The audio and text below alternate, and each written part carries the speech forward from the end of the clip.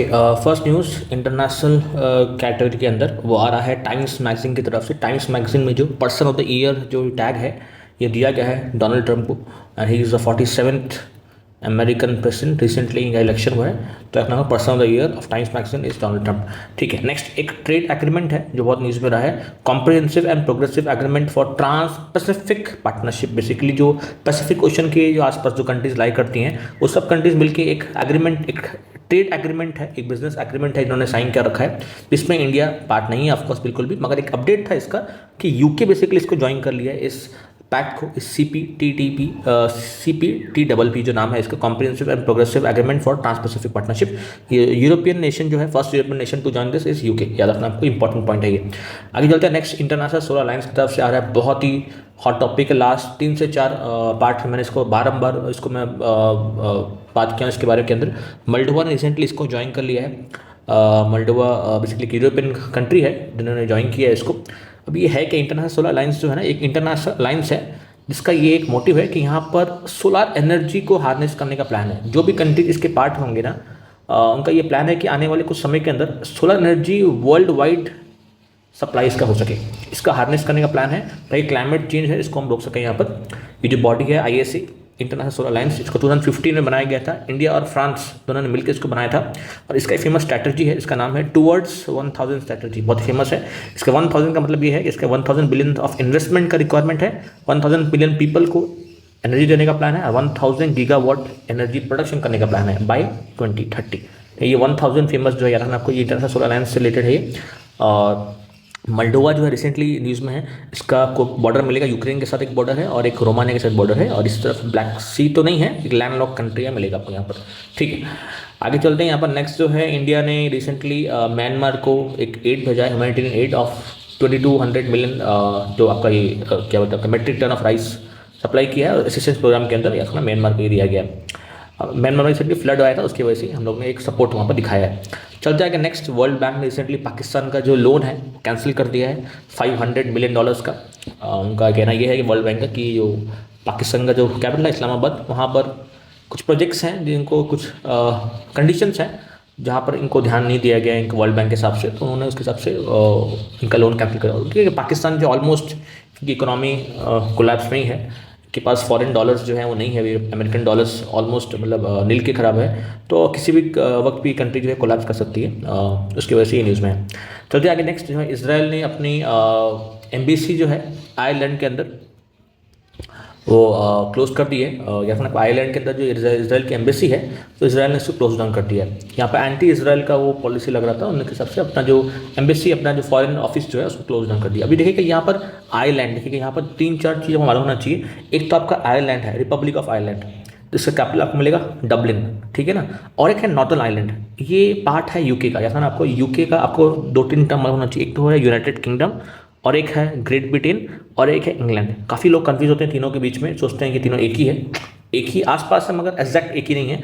England देखिएगा, ये England है खाली, अगर आप इंग्लैंड के साथ आप प्लस कर देते हैं स्कॉटलैंड को और वेल्स को, तो बन जाता है क्या, ग्रेट ब्रिटेन बन जाता है। वो ग्रेट ब्रिटेन के अंदर इंग्लैंड एक पार्ट है, स्कॉटलैंड एक पार्ट है, और वेल्स एक पार्ट है इसका। अब ग्रेट ब्रिटेन के साथ अगर आप ऐड करते हैं क्या नॉर्दर्न आयरलैंड, तो वो बन जाएगा क्या, यूनाइटेड किंगडम। इसमें अगर ऐड कर देते हैं ये चीज़ आप नॉर्दर्न आयरलैंड को ग्रेट ब्रिटेन के साथ, तो बन जाएगा यूके। यूके अलग है और Republic of Ireland is different, ये एक अलग कंट्री है। देखना आपको, रिपब्लिक ऑफ आयरलैंड जो है, आइलैंड के 2 है, नॉर्दर्न आयरलैंड एक है, रिपब्लिक ऑफ आयरलैंड है। नॉर्दर्न आयरलैंड जाता है यूके के अंदर जाता है, और रिपब्लिक ऑफ आयरलैंड एक सेपरेट कंट्री है, रखना आपको, जिसका कैपिटल आपको मिलेगा डबलिन। तो ये चीज़ याद होगा आपको, आपका कॉन्सेप्ट हो गया, इंग्लैंड एक सेपरेट है, और यहाँ पर आपको ब्रिटेन मिलेगा, ग्रेट ब्रिटेन, और यहाँ पर आपको यूके मिलेगा। तीनों में क्या डिफरेंस है आपको बता दिया मैं। चलते हैं आगे नेक्स्ट, टोक्यो की तरफ से न्यूज़ आ रहा है, जापान की तरफ से, वहाँ पर 4 डे वीक का बात हो रहा है। जैसे इंडिया में चलता है 6 डे वीक, कभी कभी कहीं कहीं पर 7 डे वीक भी चलता है, मंडे टू संडे तक, मंडे टू मंडे जो है काम करना पड़ता है, 7 डेज वीक बोलते हैं इसको। एक दिन अगर ऑफ मिलता है तो 6 डे हो जाता है। इस तरह जापान में जो है रिसेंटली लॉन्च किया गया 4 डे वीक को, ठीक है ना, इनकी जो है फैमिलीज़ को यहाँ पर टाइम देने के लिए यहाँ पर बात हुई है, यहाँ पर तो 4 डे वर्क की बात हो रहा है। चलते आगे नेक्स्ट जो है, साउथ कोरिया से न्यूज़ आ रहा है। साउथ कोरिया में रिसेंटली एक बेसिकली एक प्लेन क्रैश हुआ है, याद रखना, प्लेन क्रैश एक साउथ कोरिया में हुआ है, इसका नाम है जेजू एयरजेट क्रैश। याद रखना आपको, ये एयर क्रैश है यहाँ पर, जेजू एयरजेट कहाँ पर हुआ है? साउथ कोरिया में हुआ है। साउथ कोरिया में एक और जो चीज़ न्यूज़ में, साउथ कोरिया में रिसेंटली एक साउथ कोरियन जो सोसाइटी है उसको बोला गया है it is super aged. Super age का नाम मतलब ये है बेसिकली यहाँ पर जो पॉपुलेशन है ऑलमोस्ट 20% या उससे ज़्यादा पॉपुलेशन जो है वो 65 ईयर्स क्रॉस कर गई है। बहुत ही एक डेंजरस साइन है जहाँ आपकी 20% पॉपुलेशन ऐसे एज की तरफ है जो काम नहीं कर सक रही है। 65 ईयर्स क्रॉस कर रही है 20% पॉपुलेशन जो है, उस वजह से इसको बोला गया super age society. Basically Japan भी पहले ऑलरेडी इस रास्ते में निकल चुके हैं, तो सेकेंड कंट्री जो है एशिया की वो है साउथ कोरिया। जापान भी इससे पहले उसी रास्ते में निकल चुका है। इंडिया में ये अगर बताऊँ आपको, ये अगर इसका जो है प्रोजेक्शन जो है ये एक्सपेक्ट इंडिया में ये कंडीशन हो जाएगा 20% जो पॉपुलेशन है वो 65 ईयर्स को क्रॉस कर लेगी बाय 2050। तो बहुत दूर है अभी, अगर इन कंट्रीज़ के ऑलरेडी ये सिचुएशन आ चुका है, एक काइंड ऑफ प्रॉब्लमेटिक है। इंडिया ऑलरेडी इसके ऊपर काम कर रहा है, काफ़ी सारे गवर्नमेंट की स्कीम्स चालू हैं लोगों का हेल्थ प्रमोट करने के लिए, कुछ उसके लिए गवर्नमेंट कोशिश कर रही है। आगे चलते हैं, नेक्स्ट जो है जॉर्जिया मेलोनी की तरफ से आ रहा है, she is the most powerful women in Europe का टैग दिया गया इनको। ऑफकोर्स इटालियन प्राइम मिनिस्टर हैं जॉर्जिया मेलोनी, अब इटालियन प्राइम मिनिस्टर को दिया गया most powerful person in Europe. ठीक है, अब इटली तो ठीक है, ये रहा इटली आपका। इटली के बॉर्डर्स क्या क्या हैं? इटली का कैपिटल आपको मिलेगा रोम मिलेगा, इटली का कैपिटल है, और आपको मिलेगा इसका बॉर्डर्स में स्लोवानिया एक बॉर्डर है इसका, ऑस्ट्रिया इस तरफ मिलेगा आपको, स्विट्ज़रलैंड मिलेगा, फ्रांस मिलेगा। ये कुछ 3-4 कंट्रीज़ हैं, आपको राइट में मिलेगा Slovenia, Austria, Switzerland and France, ये 4 कंट्रीज के बॉर्डर शेयर करती है रखना आपको। और सी अगर बोला तो सी में यहाँ पर आपका एक साउथ में आयोनिक सी है, ईस्टर्न साइड में एड्रियाटिक सी मिलेगा आपको, वेस्ट के अंदर टेरन सी है। ये 3-4 वाटर बॉडीज आपको मालूम होनी चाहिए, ये इटली के आजू बाजू आपको मिलेंगी, ये वाटर बॉडीज है। ठीक है, आगे चलते हैं। नेक्स्ट, चाइना ने रिसेंटली एक प्रोटोटाइप जो है एक डेमो रिलीज किया यहाँ पर वर्ल्ड का फास्टेस्ट हाई स्पीड ट्रेन है, इसको दिखाया गया है 450 km/h को भी क्रॉस कर रहा था ये ट्रेन जो है। डेमो है इस वक्त, इसका कुछ फाइनलाइजेशन हुआ नहीं है, मगर चाइनीज़ बुलेट ट्रेन, हाँ जो इंडिया की बुलेट ट्रेन है उससे भी फास्ट है ये ऑफकोर्स। तो यहाँ दिखागा आपको, ये बेसिकली कार्बन फाइबर से ही बनाई गई है, जो प्रोटोटाइप है टेस्ट स्पीड का रिजल्ट है, world fastest high speed train. ठीक है, नेक्स्ट एक वोल्केनो की तरफ से नजर है, एक्चुअली इंडोनेशिया में एक वोल्केनो इरप्ट हुआ है, सिमेरू वोल्केनो, ये आपको इंडोनेशिया के अंदर मिलेगा, इसका इरप्शन रिसेंटली हुआ। तो एग्जामिनेशन में ये वोल्केनो कहाँ है इसका आपको लोकेशन मालूम होना चाहिए, तो इन इंडोनेशिया। चलते हैं नेक्स्ट, श्रीलंकन प्रेसिडेंट ने रिसेंटली इंडिया को थैंक किया है, इंडिया का इकोनॉमिक सपोर्ट की वजह से। इंडिया ने इकोनॉमिक सपोर्ट दिया है $5 बिलियन के लिए। तो श्रीलंका कैपिटल आपको मिलेगा Colombo, Colombo is the capital of Sri Lanka. वहाँ पर इसके प्रेसिडेंट का नाम आपको दिख रहा होगा, दिस्यांके नाम है इनका, और प्राइम मिनिस्टर का नाम भी याद होना चाहिए आपको, हरिनी अनसुरिया नाम है इनका प्राइम मिनिस्टर का नाम, और कैपिटल इज कोलंबो, याद रखना ये चीज़ आपको। देखते हैं बांग्लादेश और इंडिया के बीच में जो रिलेशन है वो डाउन टर्न की तरफ है।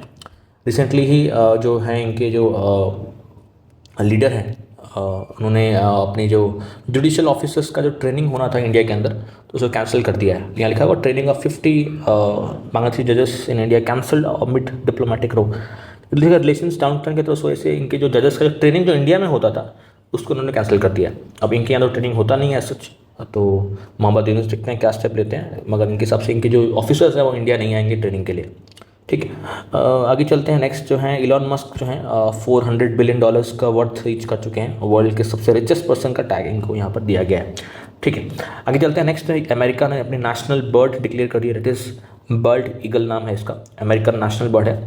आपसे 2 क्वेश्चन पूछूंगा यहाँ से, इंडिया का नेशनल बर्ड किसका टैग किसको दिया गया बताइएगा आप, और साथ में एक और क्वेश्चन है, उड़ीसा का स्टेट बर्ड क्या है, जो इंडिया जो उड़ीसा है, उड़ीसा का स्टेट बर्ड क्या है आपको बताइएगा मेरे को कमेंट सेक्शन के अंदर। ये 2 point, national bird of India and state bird of Orissa, ये दोनों को आप मेरे को बताइए कमेंट सेक्शन के अंदर।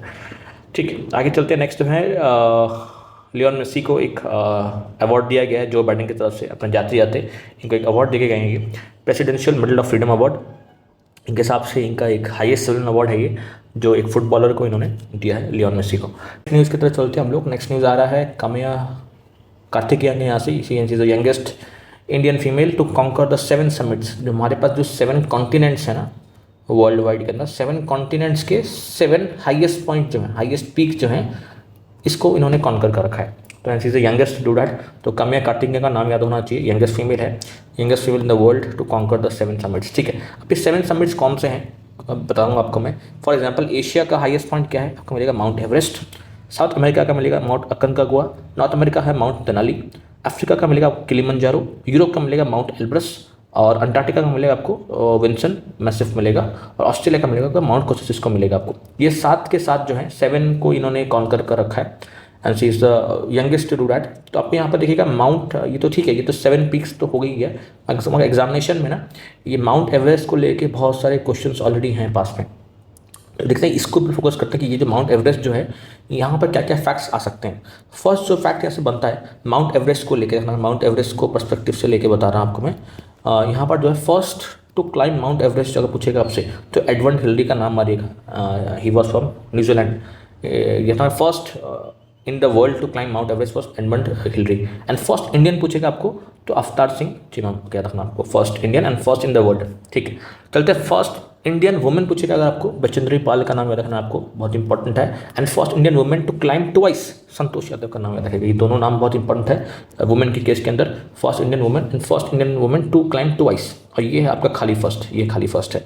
चलते आगे नेक्स्ट है, अगर पूछेगा कोई यंगेस्ट पूरे वर्ल्ड में कौन है, यंगेस्ट पूरे वर्ल्ड में मिलेगा को जॉर्डन रोमियो नाम है इनका, अमेरिकन है ऑफकोर्स। एंड यंगेस्ट इंडियन कौन है आपको अभी बताया, यंगेस्ट इंडियन ये न्यूज़ में है कम्या कार्तिकेया, यहाँ पे आपको कम्या कार्तिकेया ही मिलेगा, महाराष्ट्र से ही बिलोंग करती है। चलते आगे नेक्स्ट जो है फास्टेस्ट का भी टैग एग्जाम में पूछ चुका है। फास्टेस्ट पूरे वर्ल्ड में कौन है, लखा गेलू शर्पा नाम है इनका, नेपाल की है वुमेन।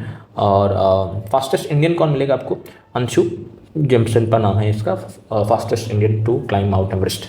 ये कुछ इंपॉर्टेंट पॉइंट है, आपको 2-4 फिर बता देता हूँ आपको मैं। एक तो आपको याद रखना है कि बेसिकली फर्स्ट टू क्लाइम कौन है, खाली फर्स्ट। उसके बाद फर्स्ट इंडियन वुमेन और पूरे वर्ल्ड साथ में Indian women to climb twice, ये भी याद रखना है आपको। उसके बाद जो है यंगेस्ट के बारे में याद रखना है आपको, एंड फास्टेस्ट के बारे में। ये 3-4 कुछ फैक्ट्स हैं जो आपको याद होना चाहिए एग्जामिनेशन पर्सपेक्टिव से। चलते हैं आगे नेक्स्ट चलते हैं। रशिया ने बेसिकली क्लेम किया इन्होंने कैंसर का जो वैक्सीन है वो डेवलप कर रखा है, तो this is the first in the world to develop cancer vaccine. देखते हैं क्या इसका ट्रायल्स तो खत्म हो चुके हैं इनके हिसाब से, अब वर्ल्ड वाइड में क्या आता है इसको देखते हैं। चलते हैं बेसिकली रशिया ने 2025 से स्टार्ट किया है visa free entry for Indians. देखिएगा इंडियंस का बहुत सपोर्ट करते हैं वहाँ पर, तो रशिया रिसेंटली वीज़ा फ्री का जो है दे दिया है, विदाउट वीज़ा आप जा सकते हैं रशिया, घूम के सकते हैं, ये फैसिलिटी इंडिया को दिया गया है।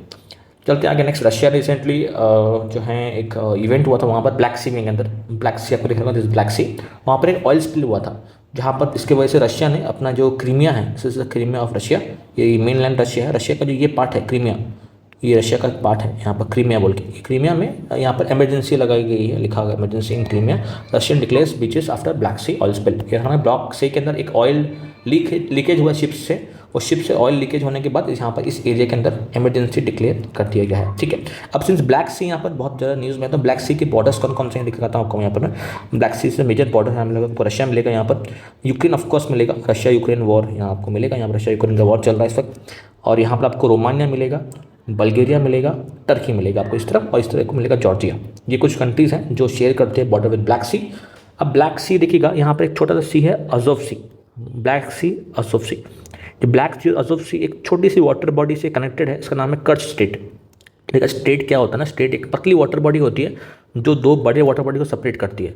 It is a small water body which separates two larger water bodies, है ना। कर्च स्टेट एक ऐसा वाटर बॉडी है जो Azov C and Black Sea को सेपरेट करता है। अब ब्लैक सी के बाद अब नीचे जाएंगे इस तरफ, एक सी ऑफ मरमरा है यहाँ पर, सी ऑफ मरमरा और ब्लैक सी को कौन सेपरेट करता है, बोस्फोरस स्टेट नाम है इसका, बोस्फोरस स्टेट सेपरेट करता है Sea of Marmara and Black Sea को। And then Sea of Marmara को एजियन सी से सेपरेट करता है, डार्डेनल्स स्टेट सेपरेट करता है। तो 3 स्टेट हैं यहाँ पर, one is Kerch state, Azov Sea और ब्लैक सी के बीच में मिलेगा आपको, Bosphorus state Black Sea and Marmara के बीच में मिलेगा आपको, एंड डार्डेनल्स स्टेट जो है वो आपको एजियन सी एंड मरमरा सी मिलेगा। ये चीज़ कंफ्यूजन ना हो, आपको मैंने यहाँ लिख रखा है, कोई इसको आप देख लीजिएगा एक बार, सी of Azov and Black Sea के बीच में क्या मिलेगा आपको, कर्च स्टेट मिलेगा, बताया आपको मैं। And then Black Sea and Sea of Marmara के बीच में मिलेगा आपको सी आपका ये Bosphorus strait, and then Sea of Marmara और एजियन सी के मिलेगा आपको डार्डेनल्स स्टेट। ये तीनों के बाद मालूम होना चाहिए ताकि आपको एग्जामिनेशन में अगर क्वेश्चन आए तो आप यहाँ से आंसर कर सकते हैं। ठीक है, आगे चलते हैं। नेक्स्ट जो है यहाँ पर स्विट्ज़रलैंड से आ रहा है। स्विट्ज़रलैंड ने बेसिकली अपना जो मोस्ट फेवरेट नेशन का जो टैग दिया था इंडिया को, दिस इज MFN टैग जो इंडिया को दिया गया था, मोस्ट फेवरेट नेशन जो है, मोस्ट फेवर्ड नेशन, फेवरेट नहीं, मोस्ट फेवर्ड नेशन का जो टैग है, इसको इंडिया से वापस ले लिया है। ये एक बैड न्यूज़ है इंडिया के लिए। इनका कहना यह है कि इंडिया ने रिसेंटली ऐसा कुछ किया है जहाँ पर इंडिया ने वापस ये जो देना था इंडिया को नहीं दिया है इंडिया ने। इनका ये यहाँ पर एक स्टेटमेंट है कि इंडिया ने बेसिकली इसको रेसिप्रोकेट नहीं किया इंडिया को। लेकिन क्या होता है बेसिकली यहाँ पर जो टैग है यहाँ पर मोस्ट फेवर्ड नेशन का, इनका कहना ये है कि अगर ये टैग इंडिया को हम लोग ने दिया है तो इंडिया के यहाँ पर जो कंपनीज काम कर रही हैं, जो इंडियन इन्वेस्टर्स को यहाँ पर जो पैसा मिल रहा है स्विस एंटिटीज़ की तरफ से, जो भी इन्वेस्टर्स हैं इंडिया के जो स्विस कंपनीज में इन्वेस्ट कर रखे हैं, वहाँ पर जो टैक्स जो स्विस गवर्नमेंट लेती है दैट इज़ वर्थ 5%। अब ये तब था जब MFN स्टेटस था इंडिया के पास। अब सिंस नहीं है ये टैक्स तो अब ये हो जाएगा 10%। अब इंडियन इन्वेस्टर्स को 10% टैक्स देना पड़ेगा। अब ये क्यों कैंसिल किया, इसका रीज़न ये है कि आपने हमको ये सेम फैसिलिटी नहीं दे रखी थी। आप हमसे लेते हैं 10% और हम आपसे लेते हैं 5%, तो ये चीज़ एक कॉन्फ्लिक्ट बन गया दोनों के बीच में, और यहाँ पर MFN स्टेटस इन्होंने सस्पेंड कर दिया इसको लेके। ठीक है, इसका जो इम्पैक्ट है इन्वेस्टर्स के ऊपर पड़ने वाला है, ऑफकोर्स उनके ऊपर इंक्रीज टैक्स देना पड़ेगा। पहले 5% दे रहे थे, अब 10% तक देना पड़ेगा इनको। ठीक है, वो एक है डिसीजन यहाँ पर। मगर यहाँ पर MFN के बारे में कि MFN जो है ये WTO जो वर्ल्ड ट्रेड ऑर्गेनाइजेशन के प्रिंसिपल के हिसाब से ही काम कर रहा है। डिस्क्रिमिनेशन एज सच नहीं है, नॉन डिस्क्रिमिनेटरी का ये रूल है यहाँ पर। और ये ना इसका जो इम्पैक्ट है एज सच बहुत बड़ा इम्पैक्ट भी नहीं मिलेगा आपको इन्वेस्टमेंट और ट्रेड के ऊपर। ऑफकोर्स इन्वेस्टमेंट के ऊपर पड़ सकता है, मगर ट्रेड के ऊपर एज सच उतना बड़ा इम्पैक्ट नहीं पड़ेगा यहाँ पर, कि इंडिया ऑलरेडी यहाँ पर एक ट्रेड एग्रीमेंट के ऊपर काम यहाँ पर ऑलरेडी साइन कर चुका है यहाँ पर। इसका नाम है EFTA जो पैक्ट है यहाँ पर, यूरोपियन फ्री ट्रेड एसोसिएशन का जो यहाँ पर टैग है, इसको यहाँ पर एग्रीमेंट यहाँ पर साइन ऑलरेडी कर रखा है यहाँ पर, जिसका पार्ट स्विट्जरलैंड ऑलरेडी है यहाँ पर। ठीक है, वो अलग सा पॉइंट है। मगर अब यहाँ ना कि स्विट्जरलैंड रिसेंटली हमका MFN स्टेटस जो है इसको यहाँ पर सस्पेंड कर दिया गया है। ठीक है, यहाँ पर लिखा हुआ अंडर DTAA। जो DTA है उसका नाम क्या है, डबल टैक्सेशन अवॉइडेंस एग्रीमेंट है। इसके एग्रीमेंट के अंदर होता है MFN मोस्ट फेवर्ड नेशन का जो टैग है इसके अंदर दिया जाता है। इसका काम क्या है, डबल टैक्सेशन का। उसको एक एग्रीमेंट है जहाँ पर जो डबल टैक्स ना हो, एक कंपनी को दो जगह टैक्स ना देना पड़े।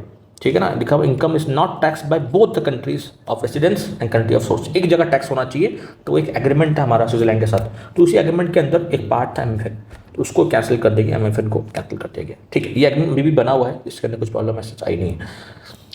ठीक है, स्विट्जरलैंड आपको मैप में दिखा स्विट्जरलैंड कहाँ पर। स्विट्जरलैंड का देखिए बॉर्डर्स आपको मिल होंगे। इटली एक बॉर्डर है स्विट्जरलैंड का, और यहाँ पर ऑस्ट्रिया मिलेगा आपको, ऑस्ट्रेलिया, यहाँ पर जर्मनी मिलेगा, फ्रांस मिलेगा। ये 4 कंट्रीज बॉर्डर है। एक लैंड लॉक कंट्री है स्विट्जरलैंड। कैपिटल मिलेगा आपको burn is the capital of Switzerland. ठीक है, इंपॉर्टेंट है ये।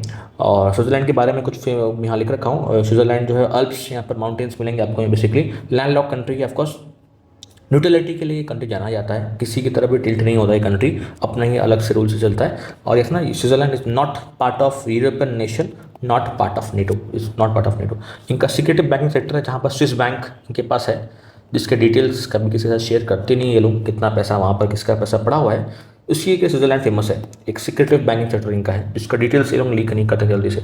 ठीक है, चलते हैं। इंडिया रिसेंटली 39th रैंक लेके आया है world travel and tourism index के अंदर। इंडिया में 39th, इंडिया को 39 रैंक मिला है। वर्ल्ड इकोनॉमिक फोरम का ये जो है इंडेक्स है, ये रिलीज होता है ट्रैवल एंड टूरिज्म सेक्टर के लिए दिया जाता है। अमेरिका ऑफकोर्स यहाँ पर टॉप किया। नेक्स्ट जो है PM नरेंद्र मोदी जी को यहाँ पर एक कुवैत का हाईएस्ट सिविलियन अवार्ड मिला है यहाँ पर, ऑर्डर ऑफ मुबारक अल खबीर नाम है इसका। कुवैत देखिए बहुत ही फेवर्ड कंट्री है इंडिया के लिए, तो उस वजह से कुवैत के जो हैं लीडर यहाँ पर इंडिया को अपना हाईएस्ट सिविलियन अवार्ड यहाँ पर दे रहे हैं। नेक्स्ट कैटेगरी की तरफ चलते हैं हम लोग, नेशनल कैटेगरी। फर्स्ट जो न्यूज़ आ रहा है, इंडिया का फर्स्ट ग्लास ब्रिज जो है, आपको दिख रहा होगा ग्लास ब्रिज जो है, इंडिया का पहला ऐसा ग्लास ब्रिज जो है वो ओपन हुआ है कहाँ पर, कन्याकुमारी के अंदर, तमिलनाडु में जो कन्याकुमारी है वहाँ पर। तो यहाँ दिख रहा है आपको यहाँ पर फोटो में के अंदर, बेसिकली जो कन्याकुमारी के अंदर जो विवेकानंद रॉक मेमोरियल है उसको कनेक्ट कर दिया गया है बाय तिरुवल्लुवर स्टैचू के साथ। ठीक है ना, ये एक रॉक मेमोरियल मिलेगा आपको यहाँ पर, और this is Thiruvalluvar statue and this is rock memorial, दोनों का कनेक्शन के बीच में है इस तरह का ग्लास ब्रिज, जो इंडिया का पहला ऐसा है ग्लास ब्रिज। ठीक है, आगे चलते हैं। नेक्स्ट जो है इंडिया का जो है वर्ल्ड का लार्जेस्ट जैन म्यूजियम जो है वो इसका यहाँ पर रिसेंटली इसको ओपनिंग किया गया है इंडिया के अंदर। ऑफकोर्स अभय प्रबंधन म्यूजियम नाम है इसका, इंडिया फर्स्ट डिजिटल म्यूजियम का टैग दिया गया है इसको, और अभय प्रबंधन नाम है इसका। महाराष्ट्र के अंदर ओपन किया गया। इसका जो यहाँ पर एक का जो स्टोन यूज़ हुआ है इसको बोलते हैं येलो स्टोन ऑफ जैसलमेर। यहाँ जैसलमेर का स्पेशल येलो स्टोन से इसको बनाया गया है, वर्ल्ड का लार्जेस्ट जैन म्यूजियम जो है। ठीक है, आगे चलते हैं। नेक्स्ट, इंडिया और फ्रांस मिलकर कोलैबोरेट कर रहे हैं वर्ल्ड का लार्जेस्ट म्यूजियम बनाने के लिए, जो खुलने वाला है अभी इंडिया के अंदर, जो न्यू दिल्ली है वहाँ पर। नाम क्या है इस नेशनल म्यूजियम का? योगा युगीन नेशनल भारत नेशनल म्यूजियम। यानी आपको योगा थीम से इसको बनाया जाएगा। कहाँ पर? न्यू दिल्ली के अंदर, जो नॉर्थ और साउथ ब्लॉक्स है, जहाँ पर हमारे ऑफिसेस लोकेटेड, इंपॉर्टेंट ऑफिसेस हैं, वहाँ पर इसको यहाँ पर खोला जाएगा। इंडिया और फ्रांस दोनों ने मिलकर इसको कोलैबोरेट कर रहे हैं यहाँ पर। चलते आगे। नेक्स्ट जो है, इंडिया का first vertical lift railway sea bridge जो है, देखा ये कॉन्सेप्ट है वर्टिकल लिफ्ट रेलवे ब्रिज जो है। यहाँ पर जो ट्रेन आ जाती है उसको थोड़ा बहुत यहाँ पर लिफ्ट कराया जाता है इस ब्रिज के, तो ताकि वो यहाँ पर इसको क्रॉस कर सके। कहाँ पर इसको कराया जाएगा? जो आपका मंडपम जो जगह है तमिलनाडु के अंदर, इसको कनेक्ट किया जाएगा रामेश्वरम के साथ। रामेश्वरम के साथ एक धाम है, फेमस 4 धाम में से एक धाम है रामेश्वरम। इन दोनों को कनेक्ट किया जाएगा by this vertical lift railway sea bridge के द्वारा। इंडिया का पहला ऐसा है। इसका नाम क्या है? पंबन ब्रिज के तरह जाना जाता है इसको। तमिलनाडु के अंदर आपको मिलेगा रामेश्वरम एंड मंडपम के, इसको कनेक्शन मिलेगा यहाँ पर आपको। आगे चलते हैं। नेक्स्ट जो है, एशिया का फर्स्ट वाटर ट्रांसपोर्ट सर्विस जो है आपको मिलेगा, उबर शिखर नाम है इसका। एशिया का फर्स्ट वाटर ट्रांसपोर्ट सर्विस जो है, कहाँ पर है ये? दाल लेक ऑफ जम्मू कश्मीर में इसको इनॉग्रेट किया गया रिसेंटली। उबर शिखर नाम है इसका। एशिया का फर्स्ट वाटर ट्रांसपोर्ट सर्विस है। चाइना रिसेंटली प्लान किया कि वर्ल्ड का लार्जेस्ट डैम बनाने के लिए, ये जो चाइना का जो 3 गॉर्जियस डैम है, जो ऑलरेडी वर्ल्ड का लार्जेस्ट है इस वक्त, उससे भी ज़्यादा बड़ा होगा ये ब्रह्मपुत्र रिवर के ऊपर बनाने वाले ये लोग। China plans to build world largest dam. चलते हैं। नेक्स्ट जो एक इंपॉर्टेंट स्कीम है, गवर्नमेंट ऑफ इंडिया की तरफ से लॉन्च हुआ रिसेंटली, बहुत इंपॉर्टेंट है। 1 नेशन 1 सब्सक्रिप्शन के नाम से है। यहाँ पर काम क्या है? यहाँ पर जो ये रिसर्च आर्टिकल्स हैं, इसको यहाँ पर जो नेशन वाइड अवेलेबल कराने का प्लान किया गया है। देखिए क्या होता है, रिसर्च आर्टिकल्स के लिए भी आपको आजकल सब्सक्रिप्शन लेना पड़ता है। सब्सक्रिप्शन बेस्ड आर्टिकल्स आते हैं और आप सब्सक्रिप्शन लिए तो आपको एक्सेस मिलेगा। आपके पास ये नहीं है तो आपको एक्सेस भी नहीं मिलेगा। लेकिन इंडिया ने पहले किया कि रिसर्च और जर्नल्स जो भी आते हैं ऑनलाइन में, इसको हम लोग फ्री अवेलेबल कराएंगे अक्रॉस इंडिया, ताकि रिसर्च इंडिया में अच्छा हो सके। ये जो है प्लान है रिसर्च के लिए बढ़ाने के लिए, रिसर्च को आगे बढ़ाने का प्लान है इंडिया का। जो भी हमारे पास जो हायर एजुकेशन इंस्टीट्यूशन है, R&D ऑर्गेनाइजेशन है, वहाँ पर इनको अवेलेबल कराया जाएगा ऑफकोर्स। और 6000 करोड़ का ये पार्ट है, इस प्रोजेक्ट में लगाया जाएगा। ठीक है, यहाँ भी सेम चीज़ कवर किया गया। स्कॉलर रिसर्च आर्टिकल्स को यहाँ पर अवेलेबल कराया जाएगा across India. Department of higher education इसको इम्प्लीमेंट कर रहा है। ठीक है, यहाँ भी सेम चीज़ है, इसको एक बार ओवरलुक कर लीजिएगा। सेम चीज़ यहाँ पर लिखा गया यहाँ पर। ठीक है, 3 ईयर्स का प्रोग्राम है। यहाँ पर आपको जो रिसर्च जर्नल्स को यहाँ पर एक्सेस किया जाएगा, ताकि लोगों को रिसर्च करने में कोई प्रॉब्लम ना हो। उसके लिए यहाँ पर 6000 करोड़ का पैकेज भी यहाँ पर दिया गया है गवर्नमेंट की तरफ से। चलते आगे। नेक्स्ट है, इंडिया का फर्स्ट बायो बिटुमेन जो है वो रोड है, वो नितिन गडकरी ने इनॉग्रेट किया है। रोड में जो बायो बिटुमेन जो मटेरियल है ना, इसको यूज़ किया गया है, ताकि जो हमारा जो वेस्ट से जो निकलता है वहाँ पर, उसको हम लोग यूज़ कर सकें रोड्स बनाने के लिए। कहाँ पर ये बनाया गया, कहाँ पर यूज़ किया? NH44 जो है वहाँ पर इसको लगाया गया है। यहाँ लिखा होगा lignin based bio bitumen. Bio bitumen basically क्या होता है? यहाँ पर एक और अच्छा चीज़ क्या है, यहाँ पर आपको नेचुरल जो चीज़ें हैं उसको यहाँ पर हम लोग यूज़ कर रहे हैं इसको बनाने के लिए रोड्स को। लिखा हुआ by product of plant biomass. Plant biomass का बाय प्रोडक्ट है, जो ऑफकोर्स कभी कभी वेस्ट हो जाता है, लिग्निन नाम है इसका। इसको हम यूज़ कर लेंगे रोड कंस्ट्रक्शन के लिए, तो हमारा एक रिसाइकल हो जाएगा। ऑफकोर्स ग्रीन हाउस एमिशंस भी यहाँ पर कमेगा। NH44 के बारे में मालूम है? NH44 क्या है बेसिकली? NH44 बेसिकली इंडिया का नॉर्थ साउथ कॉरिडोर है। नॉर्थ साउथ कॉरिडोर इंडिया का लॉन्गेस्ट हाईवे है ये NH44, कनेक्टिंग जम्मू कश्मीर का श्रीनगर से लेके कन्याकुमारी तक एक हाईवे जाता है NH44 वाया नागपुर। यहाँ पर इसको यूज़ किया गया है, इस बायो बिटुमेन को यहाँ यूज़ किया गया रोड के अंदर। ये हो गया लॉन्गेस्ट हाईवे ऑफ इंडिया। एक और क्वेश्चन जो पूछता है एग्जामिनेशन में, सेकंड लॉन्गेस्ट हाईवे जो है, ये तो हो गया नॉर्थ साउथ कॉरिडोर है आपका। एक और होता है east west corridor. East west corridor जो है Porbandar of Gujarat to Silchar of Assam को यहाँ कनेक्ट किया गया है। East west corridor NH number 27 नाम है इसका। सेकंड लॉन्गेस्ट नेशनल हाईवे है इंडिया का। आपको NH44 NH27 दोनों ही रिलेटेड है। चलते आगे। नेक्स्ट जो है, इंडिया पूरे वर्ल्ड में टॉप कंट्री बन चुका है जो रेमिटेंस रिसीव कर रहा है। बेसिकली इस साल के अंदर $129 बिलियन, जो 14.3% है पूरे वर्ल्ड का। इतना ज़्यादा रेमिटेंस कहीं नहीं आ रहा है इंडिया को छोड़ के। India is receiving the highest remittance. Remittance actually है क्या? ये ऐसा पैसा है जो लोग बाहर काम करते हुए अपने घर भेजते हैं वापस। इस transfer of money made by foreign workers to the family ties abroad. अगर आपने इसे आप एक NRI है, नॉन रेजिडेंट इंडियन है, आप काम कर रहे हैं दुबई में आपको सैलरी मिलने के बाद अगर आप ये पैसा ट्रांसफ़र करते हैं इंडिया के में, तो इस पैसे को हम लोग बोलते हैं रेमिटेंस। एक फॉरेन इनकम है जो इंडिया की तरफ आ रहा है, जो इंडिया के वर्कर्स इंडिया को भेज रहे हैं अपनी फैमिली वालों को, उसको रेमिटेंस बोलते हैं। सिंस इंडिया के बहुत सारे लोग बाहर काम कर रहे हैं, उस वजह से इंडिया बेसिकली टॉप रेसिपेंट बन चुका है इस रेमिटेंसेस का। ठीक है, आगे चलते हैं। नेक्स्ट जो है उड़ान यात्री कैफ़े का एक कॉन्सेप्ट खोला गया है। यहाँ पर कोलकाता का जो एयरपोर्ट है, डमडम एयरपोर्ट, इसका नाम है, नया नाम क्या है, नेताजी सुभाष चंद्र बोस एयरपोर्ट है, वहाँ पर एक उड़ान यात्री कैफ़े खोला गया है। एक डेमो चल रहा है वहाँ पर, ताकि एयरपोर्ट में जो इतने सारे कॉस्टली फूड होते हैं उसको कैसे कुछ सॉल्यूशन वहाँ हो सके। एक पायलट प्रोजेक्ट है, ये तो कंफर्म नहीं हुआ कि और बार इंडिया होगा कि नहीं होगा। स्टार्ट किए हम लोग कोलकाता से, अगर यहाँ अच्छा चला तो इसको हर एक एयरपोर्ट में लागू किया जाएगा।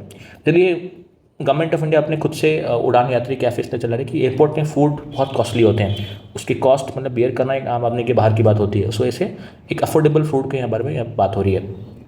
ठीक, एक महाबोधि फेस्टिवल है जो रिसेंटली मध्य प्रदेश में सेलिब्रेट किया गया है, बुद्धिज्म से रिलेटेड ये फेस्टिवल है। आगे चलते हैं। नेक्स्ट उत्तर प्रदेश का ये प्लान है, उत्तर प्रदेश ऑलरेडी एक फर्स्ट स्टेट बन चुका है तो फुल्ली अडॉप्ट GEM प्लेटफॉर्म। अभी GEM प्लेटफॉर्म क्या है, क्योंकि क्या होता है ना, जो भी गवर्नमेंट का जो ऑफिसेस हैं उनका कुछ रिक्वायरमेंट होता है ऑफिसेस के लिए, कुछ भी उनको पर्सनल रिक्वायरमेंट है ऑफिस काम के लिए अगर है, तो वो क्या होता है ना, वो टेंडर इशू करके बाहर से खरीद लेते हैं। ठीक है ना, उस पर क्या होता है, करप्शन बहुत ज़्यादा होता है। करप्शन ऑफलाइन मोड से खरीदने से ना करप्शन बहुत ज़्यादा होता है। इसी को गवर्नमेंट ने क्या किया ना, आपको कुछ भी रिक्वायरमेंट है ऑफिस के लिए, कुछ भी चाहिए तो उस आप खरीदिएगा GEM से। एक तरह का बेसिकली अमेजन फ्लिपकार्ट जैसा ही काम करता है। गवर्नमेंट ई मार्केट प्लेस नाम है इसका, एक ऑनलाइन प्लेटफॉर्म है जहाँ पर अपने अपने रिक्वायरमेंट्स अगर डालेंगे तो आपको वहाँ से कोटेशंस आ जाएंगे online he.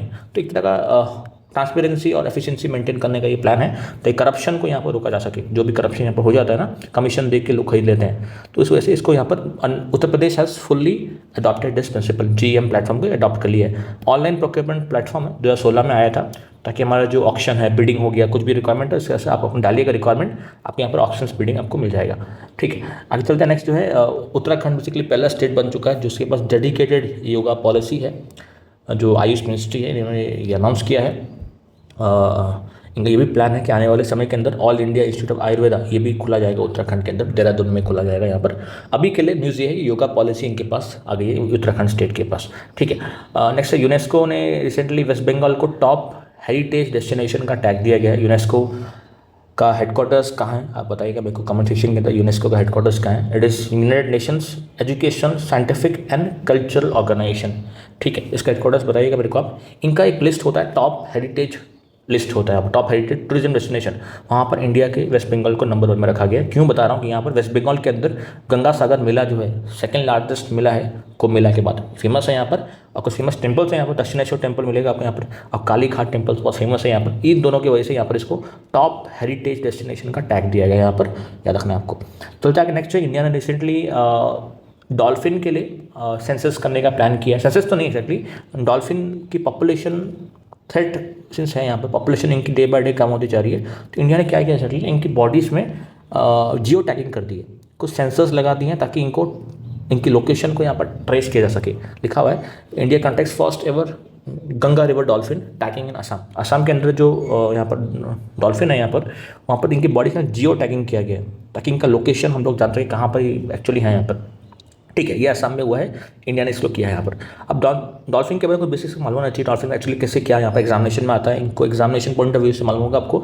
Tiger of Ganga बोला जाता है इसको, और फीमेल्स ज़्यादातर बड़ी होती हैं मेल से डॉल्फिन के केस में, और ये ब्लाइंड होती है, आँखें नहीं होती, ब्लाइंड होती हैं यहाँ पर। ये इकोस का यूज़ करती है आने वाले जो लोकेशंस को बताने के लिए, कि आगे आने वाले ऑब्जेक्ट्स को ट्रेस करने के लिए इकोस का यूज़ करते हैं। इको अगर वॉइस इमिट करती हैं वो वैसे वापस आएगा इनके पास, उस तरह ये लोग लोकेशंस को यहाँ पर ट्रेस करती हैं। लीगली ये लोग ब्लाइंड रहते हैं बेसिकली। ठीक है, ऑफकोर्स नेशनल एक्वेटिक एनिमल है इंडिया का, और फ्रेश वाटर डॉल्फिन में ज़्यादातर मिलेगी और सॉल्ट वाटर में नहीं मिलती है, फ्रेश वाटर होना चाहिए। और 2020 के अंदर प्रोजेक्ट डॉल्फिन लॉन्च किया गया था, और ये एंडेंजर्ड है, इसकी पॉपुलेशन बहुत कम हो रही है यहाँ पर इंडिया के अंदर।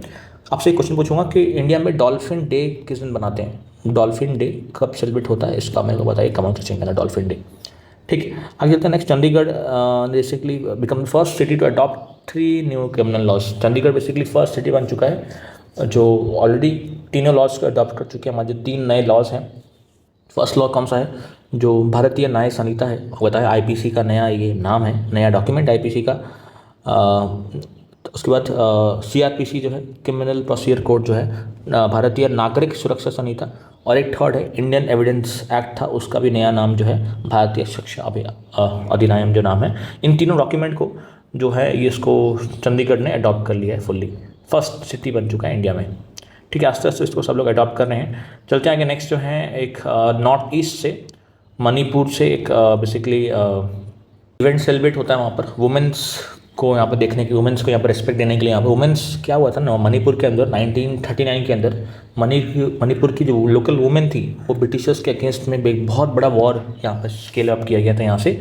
तो ये बहुत बड़ा इवेंट था। उसी इवेंट को याद रखने के लिए मणिपुर के अंदर हर साल एक इवेंट होता है ताकि वुमेंस वॉर डे को याद रखने के लिए। उसका नाम क्या है, नुपी लाल नमित नाम है इसका, इस इवेंट का, जो हर साल होता है मणिपुर के अंदर, ताकि वो वुमेन का जो ब्रेवरी है, स्ट्रेंथ है, उसको हम लोग दिखा सकें लोगों को और रेस्पेक्ट का साइन दे सकें वहाँ पर।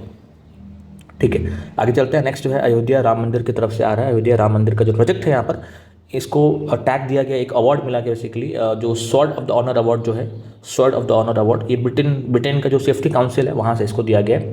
इनका ये कहना है कि ये अयोध्या राम मंदिर के सेफ्टी स्टैंडर्ड्स बहुत अच्छे हैं यहाँ पर और सिक्योरिटी स्टैंडर्ड्स बहुत अच्छे हैं, उस वजह से इनको ये अवार्ड हम लोग देते हैं यहाँ पर, sword of the honour award to Ram Mandir, Ayodhya Ram मंदिर। ठीक है, चलते हैं नेक्स्ट जो है इंडिया का फर्स्ट बॉर्डर सोलार विलेज, बहुत इंपॉर्टेंट है। गुजरात में एक ऐसा गाँव है जहाँ पर 100% जो एनर्जी है गांव में सोलार एनर्जी से आती है। गांव का नाम क्या है, मसाली नाम है, वेरी इंपॉर्टेंट है। सोलार विलेज है इंडिया का, 100% जो इलेक्ट्रिसिटी आती है सोलार से। ठीक है, चलता है नेक्स्ट, कुछ गवर्नमेंट स्कीम्स हैं स्टेट्स की अलग अलग, उसको मैं आपको नाम बताते चलूँगा, उसका एक बार ओवरलुक करके जाइए एग्जामिनेशन से पहले। क्या किया मैंने, हर एक स्टेट का मैंने अलग कर रखा है यहाँ पर, आपका काम के दस को एक बार आप देख लीजिएगा एक बार। जैसे फॉर एग्जाम्पल कर्नाटका है, तो कर्नाटका के यहाँ पर साइड में सीएम का नाम लिख रखा हूँ यहाँ पर, जो भी स्टेट्स हैं उसके साइड में ब्रैकेट के अंदर सीएम का नाम आपको दिख रहा होगा, तो साइड में सीएम का नाम है, फॉर एग्जाम्पल ये वाला सीएम का नाम मिलेगा आपको। उसके बाद जो है नीचे आपको ब्लैक इंक से मिलेगा स्कीम का नाम, जो भी स्कीम्स लॉन्च हुई है स्टेट में। फॉर एग्जाम्पल स्टार्ट करते हैं हम लोग कर्नाटका से। कर्नाटका के सीएम का नाम आपको मेंशन किया रहा हूँ यहाँ पर आपको।